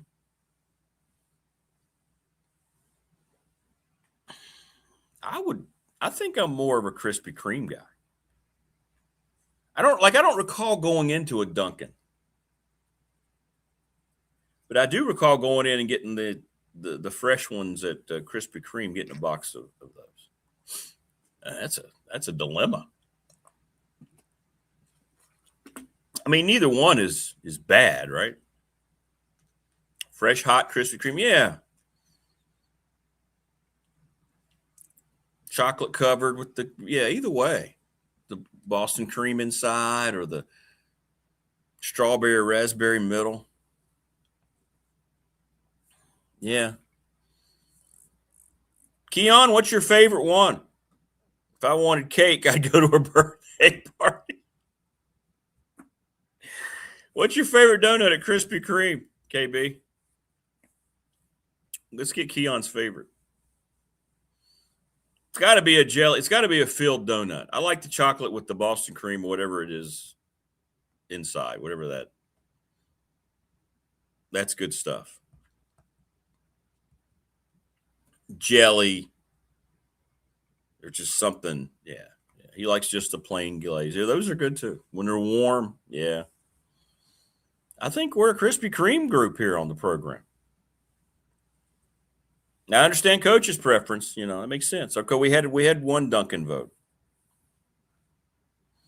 I would rather have bacon and eggs personally. Well, yeah, there is that.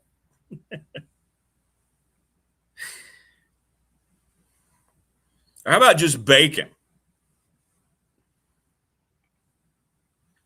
If that hot light is on, I might wreck my car trying to get over, Keon says.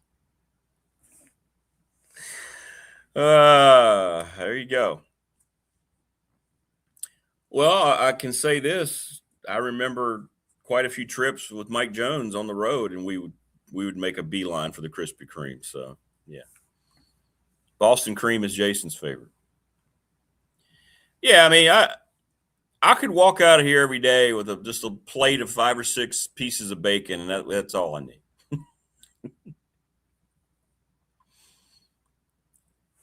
But that's not healthy. Okay. Maybe you should eat some alternate. Maybe you should eat a vegan bacon. Or maybe I could just stop living. How about some turkey bacon? You want some of that? No, I really don't.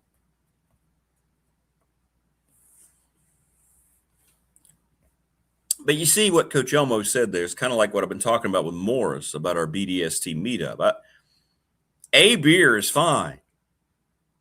Multiple beers is better.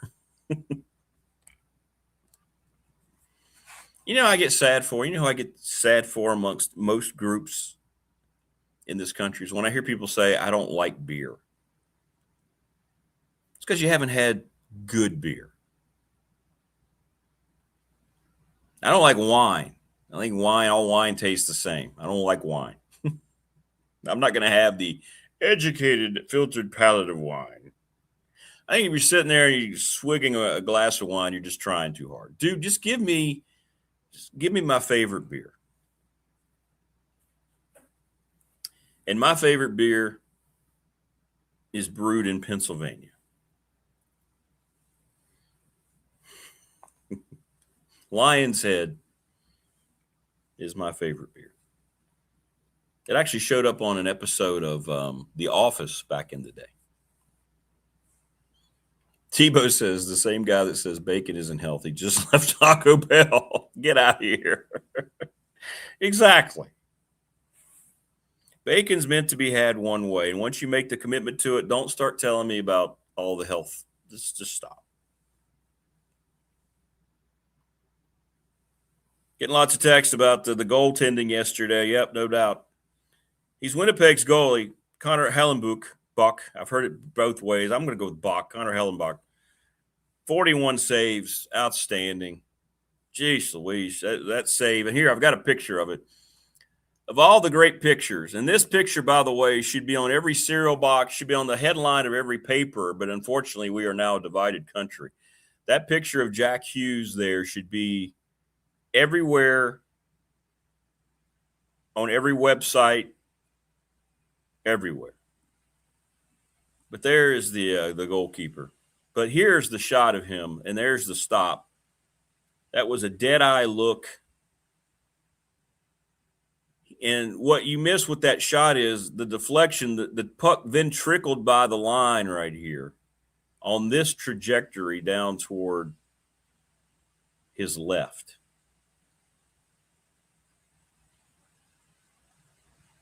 But no doubt, chat, you're all over it.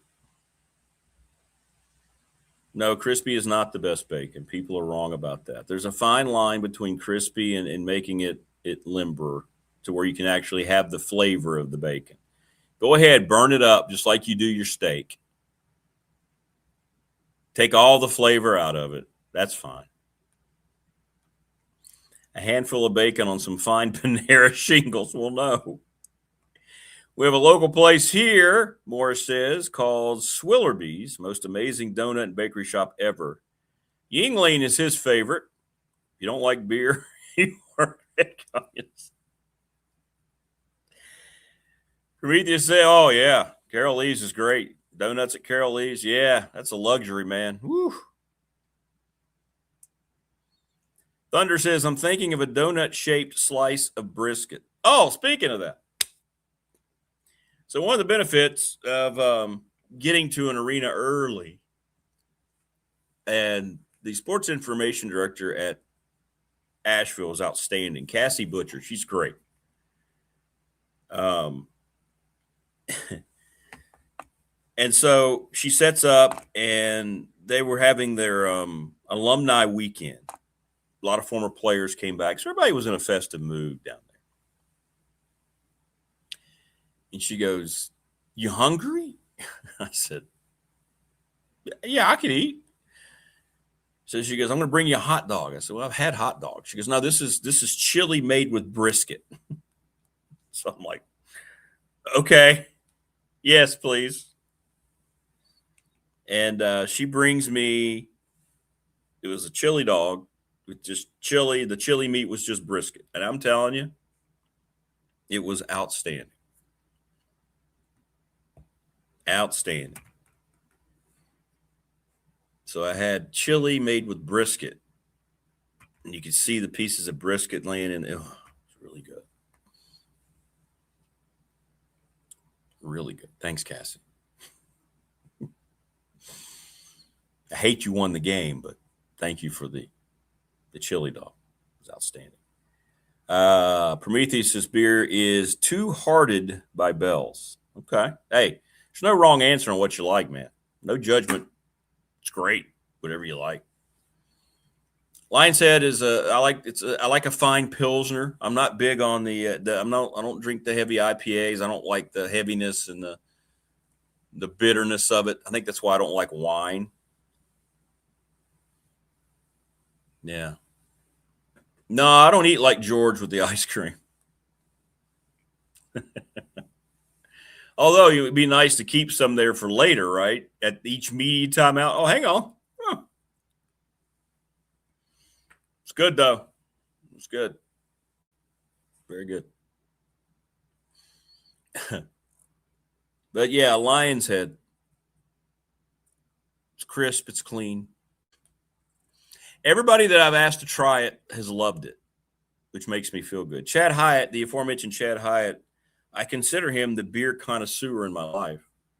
Not to indicate in any way that I think Chad's an alcoholic.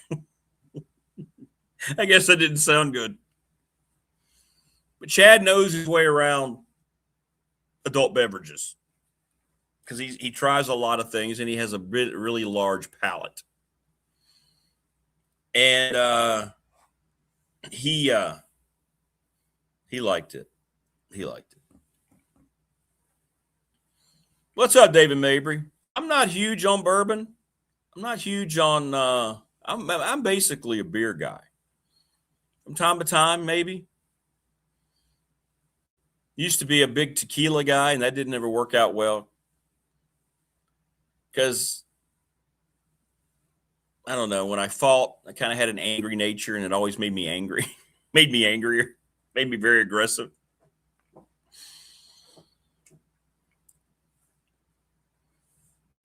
So, yeah, whatever spirits you like, it's your spirits. And I know that everyone here drinks responsibly. So, I don't do it very often. Like, I don't drink much. But when I'm in the mind to, I want to enjoy the beverages, you know. I like beer is really good with a good steak. But if you say you don't like it, it's because you're drinking common swill. You're not drinking beer. You're just drinking commercial stuff.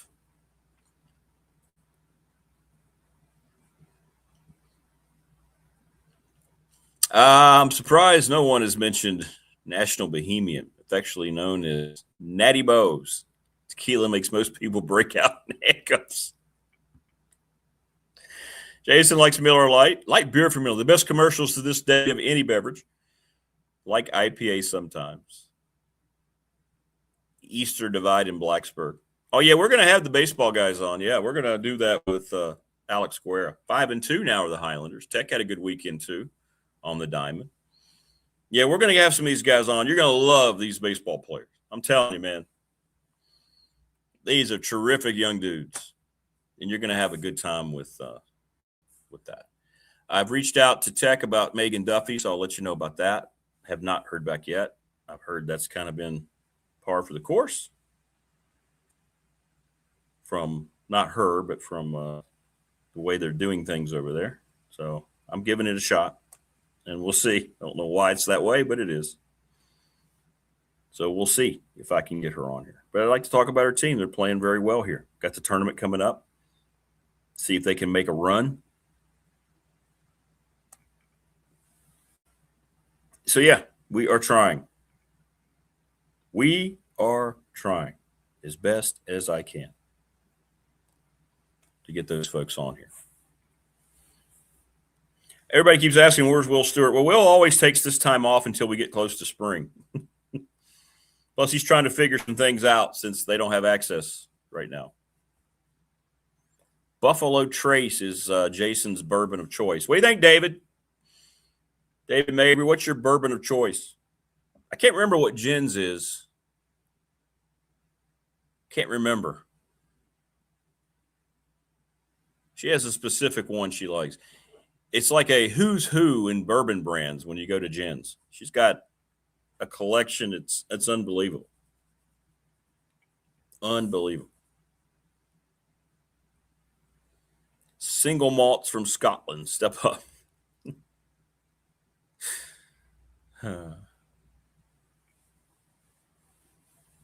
A nice Heineken Zero. Well, no. Oh, Wayne.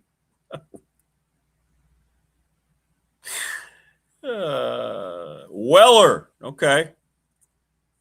I guarantee you Jen has probably got a bottle of Weller in her.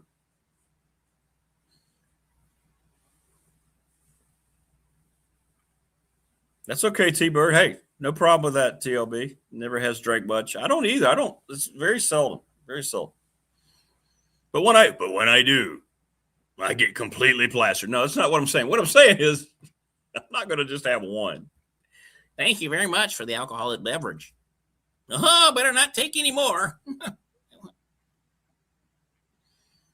We've got to get up to work tomorrow. You're that guy. Yeah.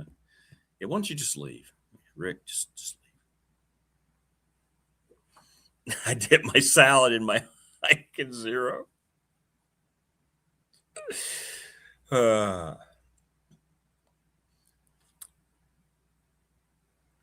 It makes no sense to me. Non-alcoholic beer. Make it make sense. You can be trained, TLB, Morris says. As you can see, there are many instructors on this podcast. What does it say about us? It's 7:30 in the morning, and we're talking about booze. Here. Well, when we have Big Dog Pop getting underway in the evenings, there's going to be active beverage consumption during the show. That's going to be a different type of show.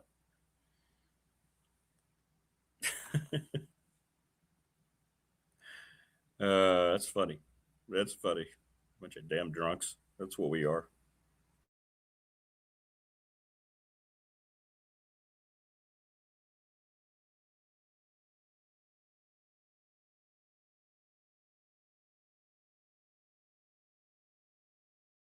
I've lost. There we go. Are we back? That's the second time I've blipped out there. Did y'all see that?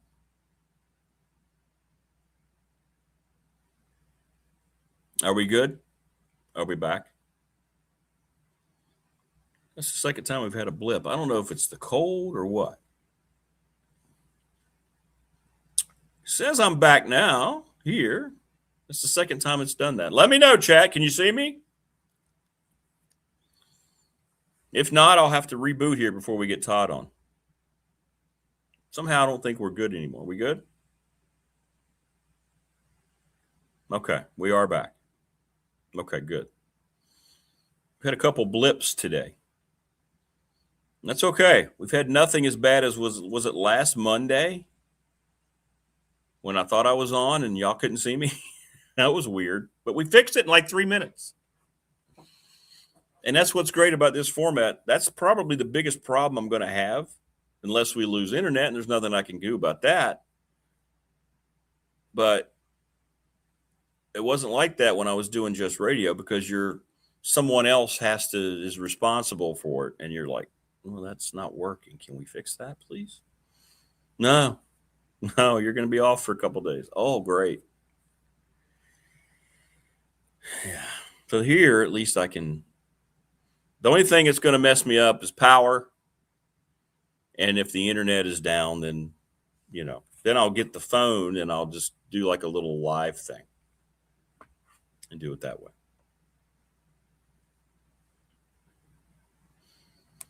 Yes, Blake, he hit me up on the professional door text line. We have talked about hockey a lot today. Absolutely. Great moment yesterday in American sports, really history. First gold since 1980, 46 years to the day, which is wild. And the bitter Canadian reactions are wonderful. Those Canadian tears are delicious on a Monday morning.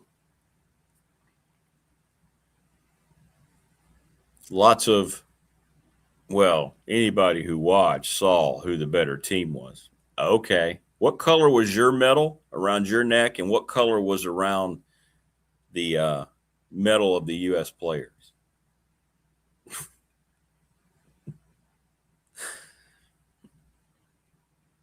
And then their coach, well, I really don't think the format was great in overtime.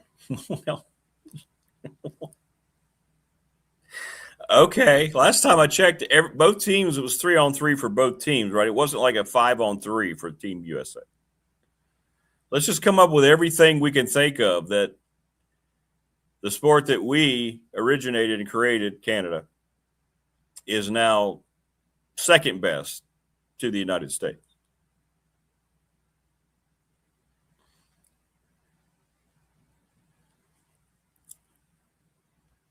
Nathan McKinnon just needs to stop talking. Just needs to stop talking. All right, thanks, everybody. We're good now. Yeah, I don't trust the blips. Don't trust the blips. Or at least I don't trust the aftermath of the blips, you know. But I hope this team gets talked about, and I hope it gets the run that it deserves. It is on X. I'm looking at it today, and it's all over the place. That photo of Jack Hughes is everywhere with the broken teeth and the blood, as it should be.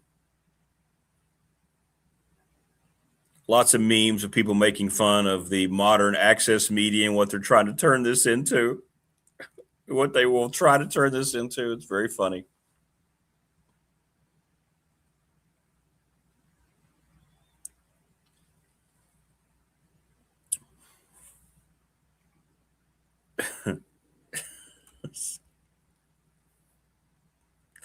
The best ones are what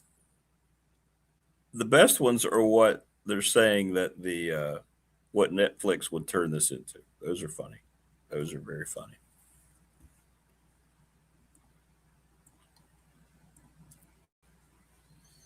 I'll send Todd his invite here. Matt Roan joins us Wednesday, by the way. Good luck, Bob Chesney at UCLA.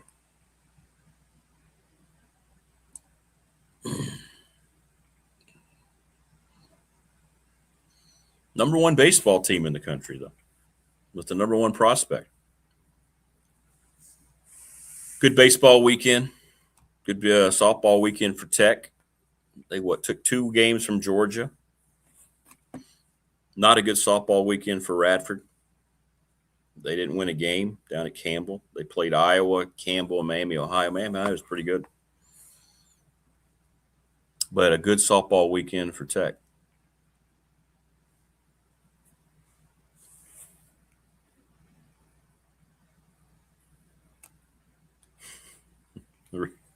People sending me some of the memes now on our professional door text line. Todd Grantham is going to join us here coming up, defensive coordinator at UAB. Tell you what, Todd sent those pictures of the facility, man. Those are awesome. Those are awesome.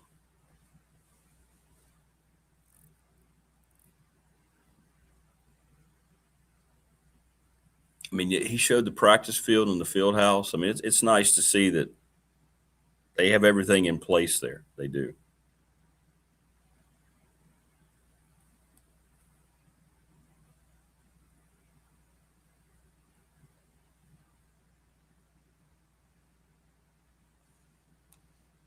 But we'll talk to him about that. I know he was watching the game yesterday.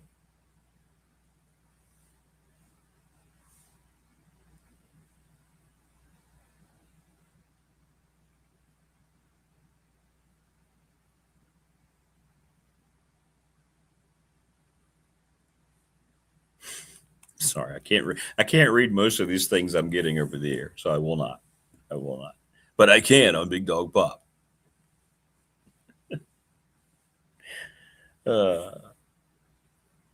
Very little going on tonight in hoops, right? Monday's a slow night in hoops. We got to get Coach Lynn back on, by the way. Mount St. Mary's is on a roll. They've gotten to within one game overall. They're climbing up the MAAC standings. Congratulations to him. I knew he'd get them. This is when they made their run last year. Watch out. Yeah, that won't happen, Jason. Yeah, he won't do things like that. Yeah. The inquiry has been made multiple times.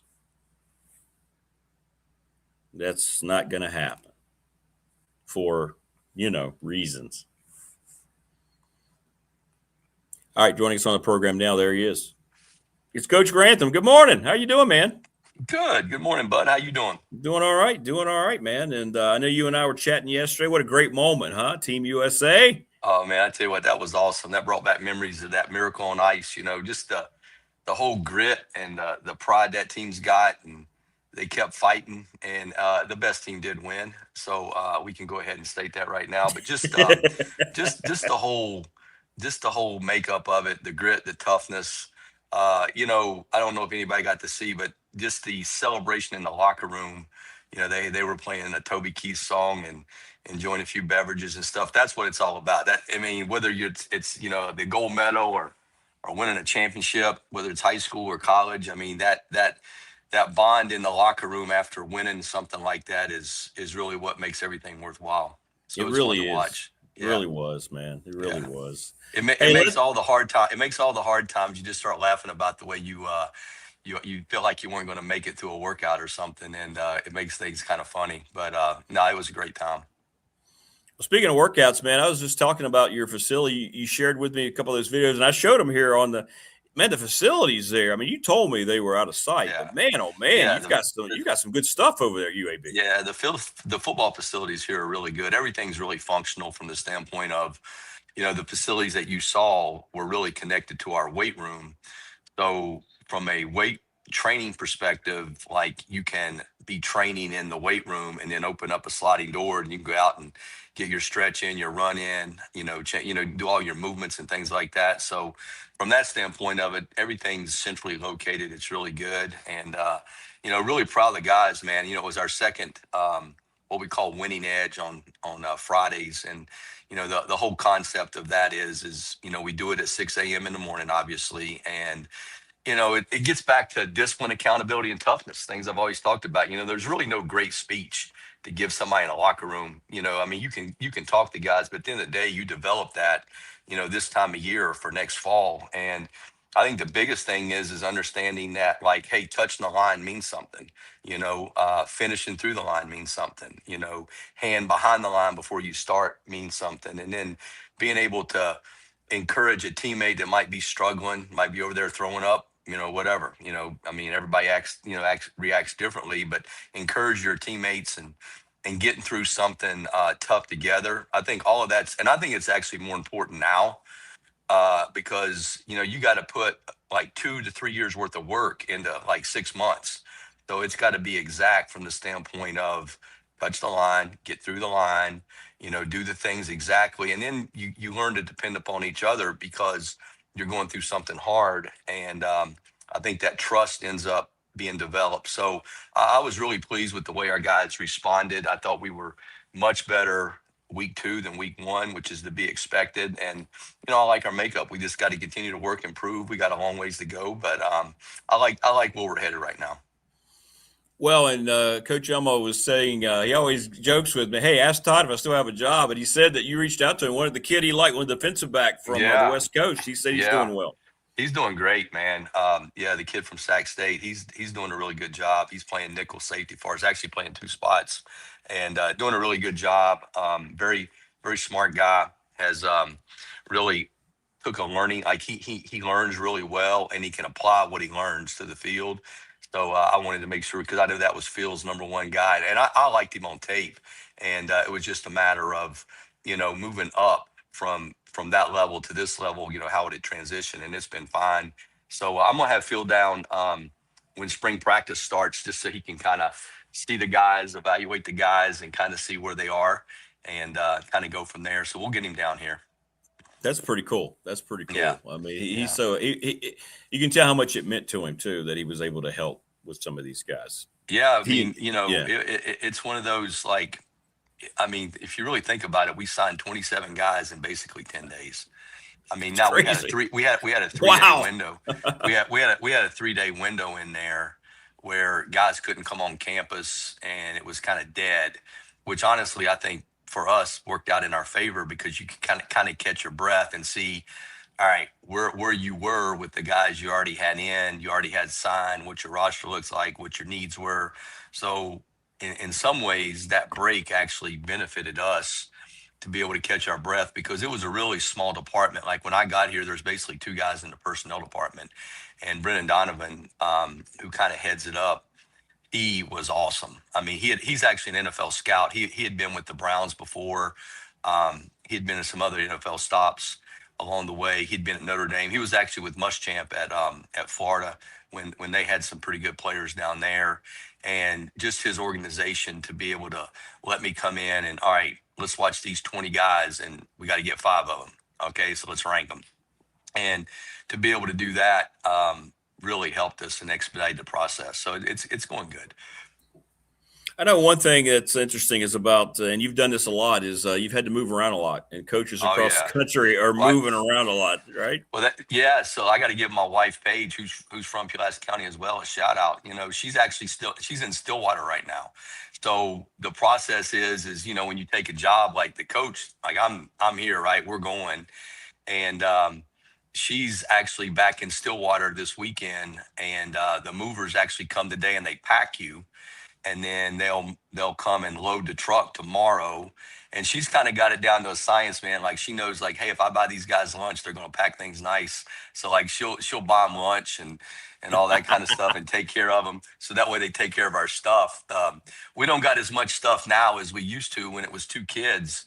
You know, that was a pretty big truck. And now it's basically a half a truck, quarter of a truck or whatever, because our kids are out.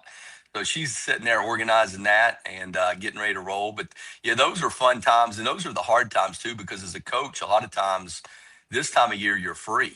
You know what I mean? Like I might be done at say 6 o'clock or whatever, but you got the evenings. Well, if you move, your family's not around and everything, so that ends up being tough, particularly if your kids have sports and things like that. So when we went to Florida, we kind of changed our philosophy. It was like, we're moving. So we actually moved myself, my 2 kids, and Paige. It was 4 of us and our dog Tex, and we lived in a residence inn in Gainesville for 72 days. And, wow! And it was probably the funnest time though. Just got them acclimated, and obviously all the ladies that worked at the residence loved our dog and everything. So it ended up being pretty cool. So anyway, yeah, it's part of the process that you don't really think about it, you know, once someone's hired. But you got to get there. You got to move your stuff. And luckily, man, I guess I get to move into my apartment next, because I'm done with the house things now. It's just me and my wife, and I'm done buying, man. I've got me a nice little apartment, and it's 2-bedroom, and anyway, it's a brand new facility. So I'm gonna do that, and hopefully get to move in next Wednesday. So maybe the move-in day will be next Wednesday, and I can roll. There you go. I like that. It's very smart. Yeah. Very smart. Yeah. So hey, a couple rule changes that look good. One is pretty big. One's more subtle, but I'm so glad they're paying attention to it. The first one is they're going to adjust it. Hopefully, this whole targeting rule in college football, which is so awful, it's not going to carry over anymore. Correct? The suspension. Yeah, I mean, you know. So first of all, they really shouldn't be suspended. Period. No, I understand the rule to get the quote that Jack Tatum hits out of, you know, football when they came, which is the right thing to do. And people started emphasizing how you tackle as far as your target, and you took the head out of tackling, and you're really talking about, you know, using your shoulder anywhere from below the shoulder to the thigh. But the problem is, you know, with balls being thrown and guys so athletic, things move so fast that sometimes that collision is going to happen. So I get there's going to be a penalty, but to have it as a penalty that affects not only this game, but it affects the next game, I mean, is pretty revealing. And I told you, I think on one of your other shows, I changed my philosophy. Like when I was at Mississippi State, we played UMass, and we had Alabama the next week. And it was one of those games that, our players knew we were going to win the game, so we weren't playing our best.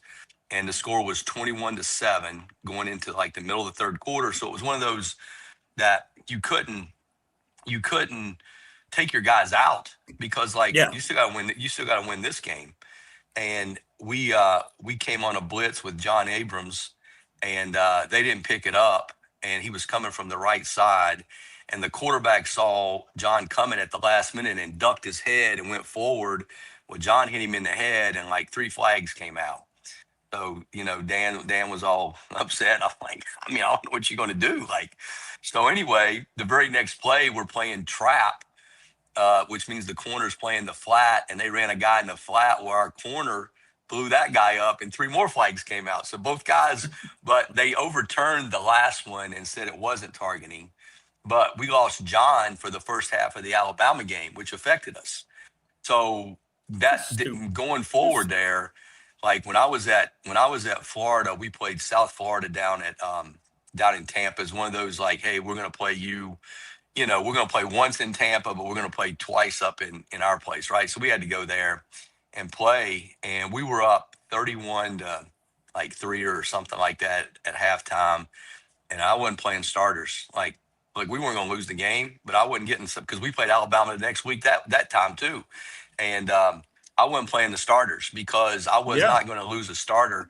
So what happened is we really didn't play that great because we were ending up playing with 2s and 3s and guys that that weren't our starters, but look, it's all about winning the game and getting your best players to the field the next game. So I changed my philosophy because of that rule that when we played a directional school or a school that we should win, and we had a big game the following week, once the game was under control, I was going to take my guys out and go that route with it. So hopefully they would change the rule to where it doesn't affect the next game, because that is a big penalty, in that regard. And then the whole pants thing, that actually is a rule. They say they're changing it. It's really, they quit enforcing it because it used to be, but nowadays guys are getting paid, so just fine them. That's what they do in pro football.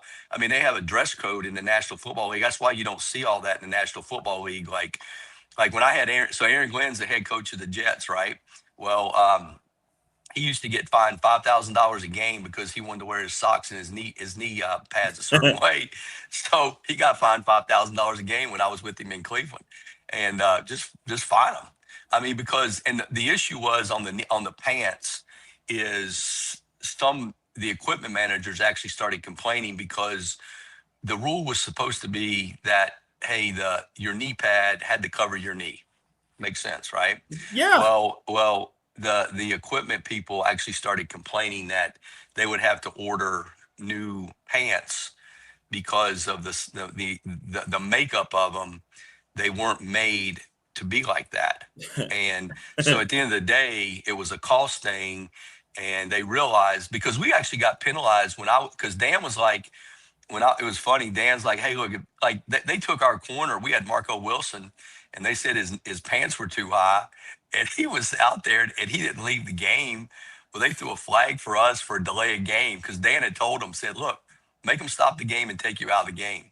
Because if you just run off the field, we may have to change, who's playing corner. It's not just like a 1-for-1. So when they first emphasized that rule, we ended up getting penalized a delay of game. We were playing Georgia in the cocktail deal. And anyway, ever since then, though, that year they quit enforcing it, and it's gotten worse. Some of the guys are basically wearing shorts, and it's there to protect you. There's a reason they have the rule in place. So to me, it's real simple: cover your knees, and then go from there.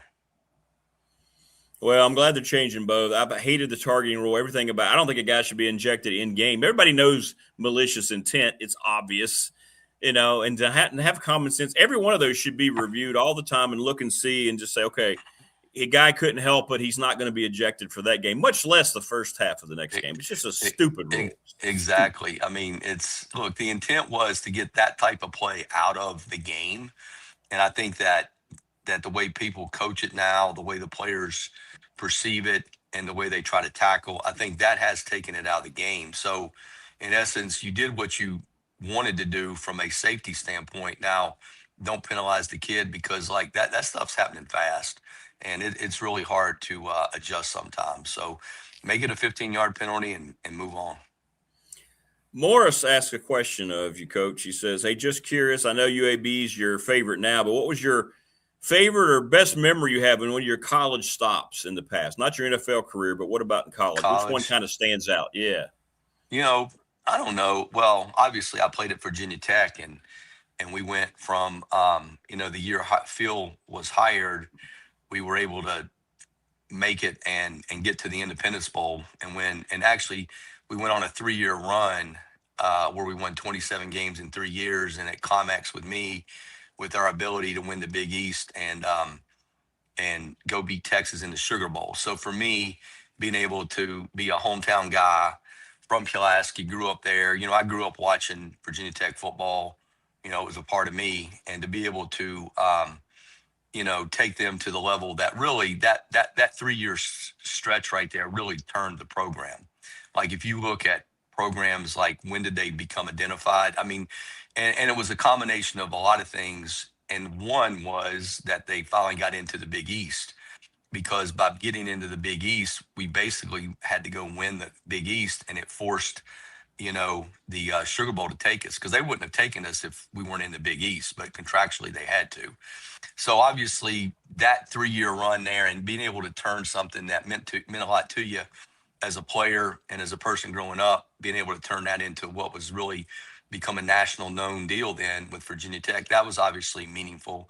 Outside of that, I think the Mississippi State deal, because they were 110th in defense, they were not very good. Dan didn't think they were very good.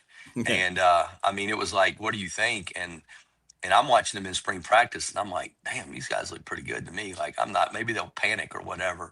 And they were 110th in defense, and I think they were 5-7 the year before. And we were able to get all the way up to 10th in the country. We won 9 games in the SEC West, which that SEC West, man, you're playing LSU, Auburn, Alabama. I mean, there's like some real dudes in that one back then. And being able to take that team that had won 5-7 and finished was 110th in defense, take them all the way up to 10th in the country in total defense and win 9 games. That was probably the most gratifying year that I had as a coordinator. Mississippi State, it's an interesting answer because you've been in Georgia and Florida and South Carolina, all these other places. But those people at Mississippi State are great people. I mean, they're a lot like people from the New River Valley. Yep. I mean, they're blue collar, they're hard workers. They have grit themselves. I mean, they're just good people, and they're genuine in their beliefs. And I enjoyed that stop probably the most of all of them. Anthony says, hey, Coach, he's a big Louisville booster. He says, I love the way our defense played when you were there at Louisville. There you go. There's a nice comment. we were pretty good there too. Bobby Petrino was the head coach though. So, I liked Louisville. I did like Louisville, and it was good. My kids would tell you they liked Louisville because my son ended up playing at Trinity High School and actually went to a state championship there. What's funny is Corbin ended up, he was at an all-Catholic school, all-boys school, and as a sophomore got called up, and he played and won a state championship at Trinity. Okay, and then the next year we go to Mississippi State, and he had the choice to go to the private school or to the public school. And I said, look, if you're wanting to play, you need to go to the public school. And so he went to Starkville High and ended up starting for them in their secondary and went to the state championship game there. And so he went from an all-boys Catholic school to a public school in Mississippi. And that was pretty cool. And but that's what it's all about too. You know what I'm saying? But I enjoyed my time in Louisville. But I do think the people of Mississippi, and just I think it was more the fact that at Louisville they were good because they'd had Charlie Strong there. Yeah. You know what I mean? And we were going into the ACC at the time, which was a step up, but they were pretty good. And he had some good players. I think the difference for me was when I went to Mississippi State, they were horrible. Like they were 110th in defense. People didn't have a lot of confidence. Not that Dan was on the hot seat, but it was more like we got to get it turned a little bit. And they just weren't very good. So be able to go in and turn that and just see the excitement that kind of started generating from that, that was pretty cool. That's what it's all about. So, well, it's great. And that's kind of what you're doing at UAB. I love the fact you like to continue to challenge yourself. You're picking out spots that just, okay, this is going to be a fun challenge. And that's kind of what you're doing here at UAB. Yeah. I think that's great. That's cool. That's yeah, cool. I think, that's me. I mean, as a player, I probably wasn't the most talented guy, but I was going to compete. And I've always taken that into my life approach as far as with my profession and, take on challenges. And, the last couple challenges, a lot of people probably wouldn't take, if you're the defensive coordinator at Georgia, you're probably not doing this. You know what I'm saying? So, I enjoy the challenges. I enjoy helping guys create value for themselves. Just even I was thinking about this on Friday, just watching our kids with the way they work and their vision. Like, these guys have aspirations and they have dreams and they got goals, and being able to help them create value for themselves in their life, meaning, hey, graduate. Okay. Because I still get on guys about getting your degree, because if you don't get your degree, there's an NFL study done that if you get a degree, you actually earn $1 million more over a lifetime than a guy that doesn't get his degree. And I'm not saying that if you don't have a degree, that's bad. I'm just saying that when the NFL looks at, and they always looked at guys that, like, how do guys make it? You know what I'm saying? Like, they're more worried about how do we get productive players in the league. And in actuality, a guy that had his degree at the time when the study was done played 3 years longer than a guy that didn't have his degree and made $1 million more. Now, those numbers have probably changed with what it is now. But anyway, I just enjoy helping people. I mean, that's why you got into it. The thing that's happened now is the landscape has changed. But I don't think our responsibility as coaches has changed. It's just that the needle has moved a little bit to give them, other, factors that factor into their decision-making process. So you got to learn to educate them. And, but it's really cool. I enjoy being around young people. I like the way our guys work, and, it's just fun seeing those guys have visions and dreams for where they want to go. And you just try to help them get there. And that's part of the challenge, isn't it? Because of the way things have evolved, right? So you have to kind of adapt yourself to all that. That's the challenge. Like I told you one time, I think it was, I had a player who was a pain in the ass, and sometimes that happens on defense, right? Phil can tell you that. Sometimes you got to manage those guys, right? And it's all about getting guys to fall in line and do the things you ask them to do, and discipline them. Okay. Well, this one can be it's really about changing behavior. So I had a guy that was a pain in the ass one time, and he was kind of difficult. So this was before, obviously, the NIL. And now guys would get if they lived off campus, they would get what they call a stipend check, each month. So I just brought the guy in, and I had a player that was close to me, and he sent me his paycheck. Okay. For that. Because, in the National Football League, guys get paid by the week. They get paid, and it's still done that way. They get paid by the week. So anyway, I brought the kid in, and I said, look, man, here's the deal. I said, how much do you make a week? And he told me, and I said, well, here's the deal is I want you to do the shit my way. And if you do it my way, this is the check you can get. And I showed him the check of a former player. And I said, so you got a choice. I said, you've been doing it your way, and that's your check. I said, but if you change, this is the value you can have, and this is the check you can have. And, I never had any more problem out of the guy. I'm not saying that he was an angel and everything, but like, he conformed. And if I said it, he did it. I like it. And that kid's actually playing today in the National Football League still. So, but you got to figure out ways to motivate guys. You know what I'm saying? Like, it's different nowadays. And obviously the revenue thing is put another hinder in it, from that standpoint. But you just got to figure out, what really motivates a player. And that's the part of the whole portal thing that's hard, because, to have like, if everybody says, oh, your team is motivated, well, hopefully you probably got motivated players on your team. You know what I mean? I mean, that's probably what you have. And that's what you got to make sure you get, is guys that are self-starters, guys that want to work, guys that aren't afraid of competition. I mean, that's the key right now is in that 24-hour window, can you find the right guys? Because that's really what you're down to in recruiting in the portal is a 24-hour window to say whether you're going to get this guy or not. Did you feel, pressure is not the right word, but what was the sense of urgency? You mentioned 27 guys in 10 days. You know how the climate is out there. Everybody's bidding for everybody.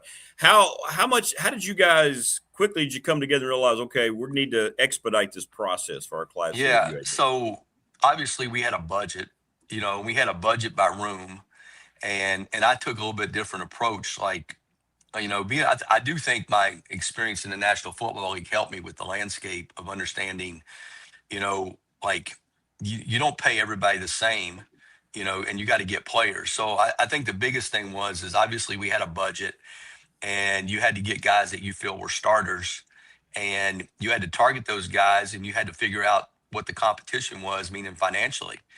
And then you had to be competitive on that. And I think that was the biggest thing and that was where Phil really helped me out is like, not so much right, wrong or whatever, but more confirming, because like you're looking at so many guys within a short time. Like when you do the draft, you're gonna rate, like, matter of fact, the combine starts today. So from today all the way up until the draft, those coaches, that's all they do is evaluate guys. Well, that's a lot bigger window to evaluate guys. And we have a shorter time. So to me, it's about, making sure you get the right guys and it's about getting eyes on the players. In other words, like, making sure. And the other thing is making sure you got flexibility in the guys you get. Like if you say this guy can only play this, well, that's going to be a problem because you're going to be wrong sometimes in your evaluation and everything. So I think that's the biggest thing with me is just being able to look at guys, whether it's defensive backs, D linemen, linebackers, and say, all right, this guy can do this, this, and this. Let's take him. You know what I mean? And and this guy, fits financially within the realms of what we can do. We got to take him and kind of do those things and then just get in there and start recruiting them. And then the other thing is I kind of feel like I do have value for players from the standpoint of, look, I've coached the highest paid player in pro football 3 different times. I mean, my resume, I've got 54 guys that were drafted as a defensive coordinator. So, you want to be one of those guys, here's what you got to do. So I think those things help too, because the portal, guys go into portal for 2 things, playing time and money, but they also go in there with the idea, how am I getting to the league? And I think that if you can show them those 3 things and how your vision is for them, I think that that's the part of the recruiting. Whereas in high school, it's a little bit longer drawn out process. There's a little bit more relationship involved and those kind of things. So, I think you just focus on those 3 things and target the right guys and get them here and be aggressive in your approach and know you got to be competitive financially. And I thought we did a good job with that. Wow, 54 guys you've put in the NFL. That's incredible. Yeah. That's incredible. It says it all right there. Good Lord. And I have to think, and this is going to be a nice segue for next week, the NFL might know who Todd Grantham still is. We have to get into that sometime too. Yeah, we can talk about that next week. We'll do that next week. Yeah. All right, man. We'll keep them grinding, man. That's great stuff, man. Y'all take care. Everybody have a great week. All right. You too, man. Hey, good luck with the move, man. To keep Paige safe. Hey, look, I don't do anything. I just stay out of the way. Okay. Like Let her handle it. Let her handle it. It's a crazy. I would be a nuisance. Okay. I would be a problem. I'm that problem player if that happens. I understand. So you're the guy giving the defensive coach problems with your wife. Yeah, that's right. Okay. Exactly. Gotcha. Take care, man. All right, have a great week. Bye-bye. All right. Great stuff. 54. How about that? He's put 54 players in the NFL. Wow. That's incredible. Absolutely. People want to play for coaches that put kids in the league, and he's honest. That's the thing about it. He's very honest. I like the story with the check. You're doing it your way. You like this? Well, do you want this? Why don't you try to listen to somebody? It's great, man. It's great. Yeah, you're right, Morris. Todd is awesome on perspective. We get Todd and Elma. Free valued entertainment. That's good stuff. That's good stuff. I love the approach to learn fascinates me. I hope it fascinates you to learn the interworkings of a place like UAB, who's in a very good G5 league, right? It's the best G5 league. And the process of a school like that, like we know the Power Fours, and we know, James Franklin, and he's always had success recruiting and the money that they have and the advantages, but it's cool to hear how other leagues and other schools have to go about putting all that together. I think it's very interesting. You help us we'll never make sense of the current landscape because it doesn't make any sense, but it does kind of help with the perspective, I think, for everybody involved. So that's cool. Very, very cool. I know I'll have to get the graphic picture from him again, but if you look at Todd's resume, it's incredible. It's incredible. Interesting that Mississippi State was the one that he still kind of holds of all the stops. He's been in a lot of places in the SEC, Florida, Georgia, South Carolina. Mississippi State was the one where it was so torn down and bad. He loved that. And so I think that's one of the big reasons he ended up at UAB. So good stuff. Thanks to all of our great sponsors. It's awesome. You're way too kind, TLB. Way too kind.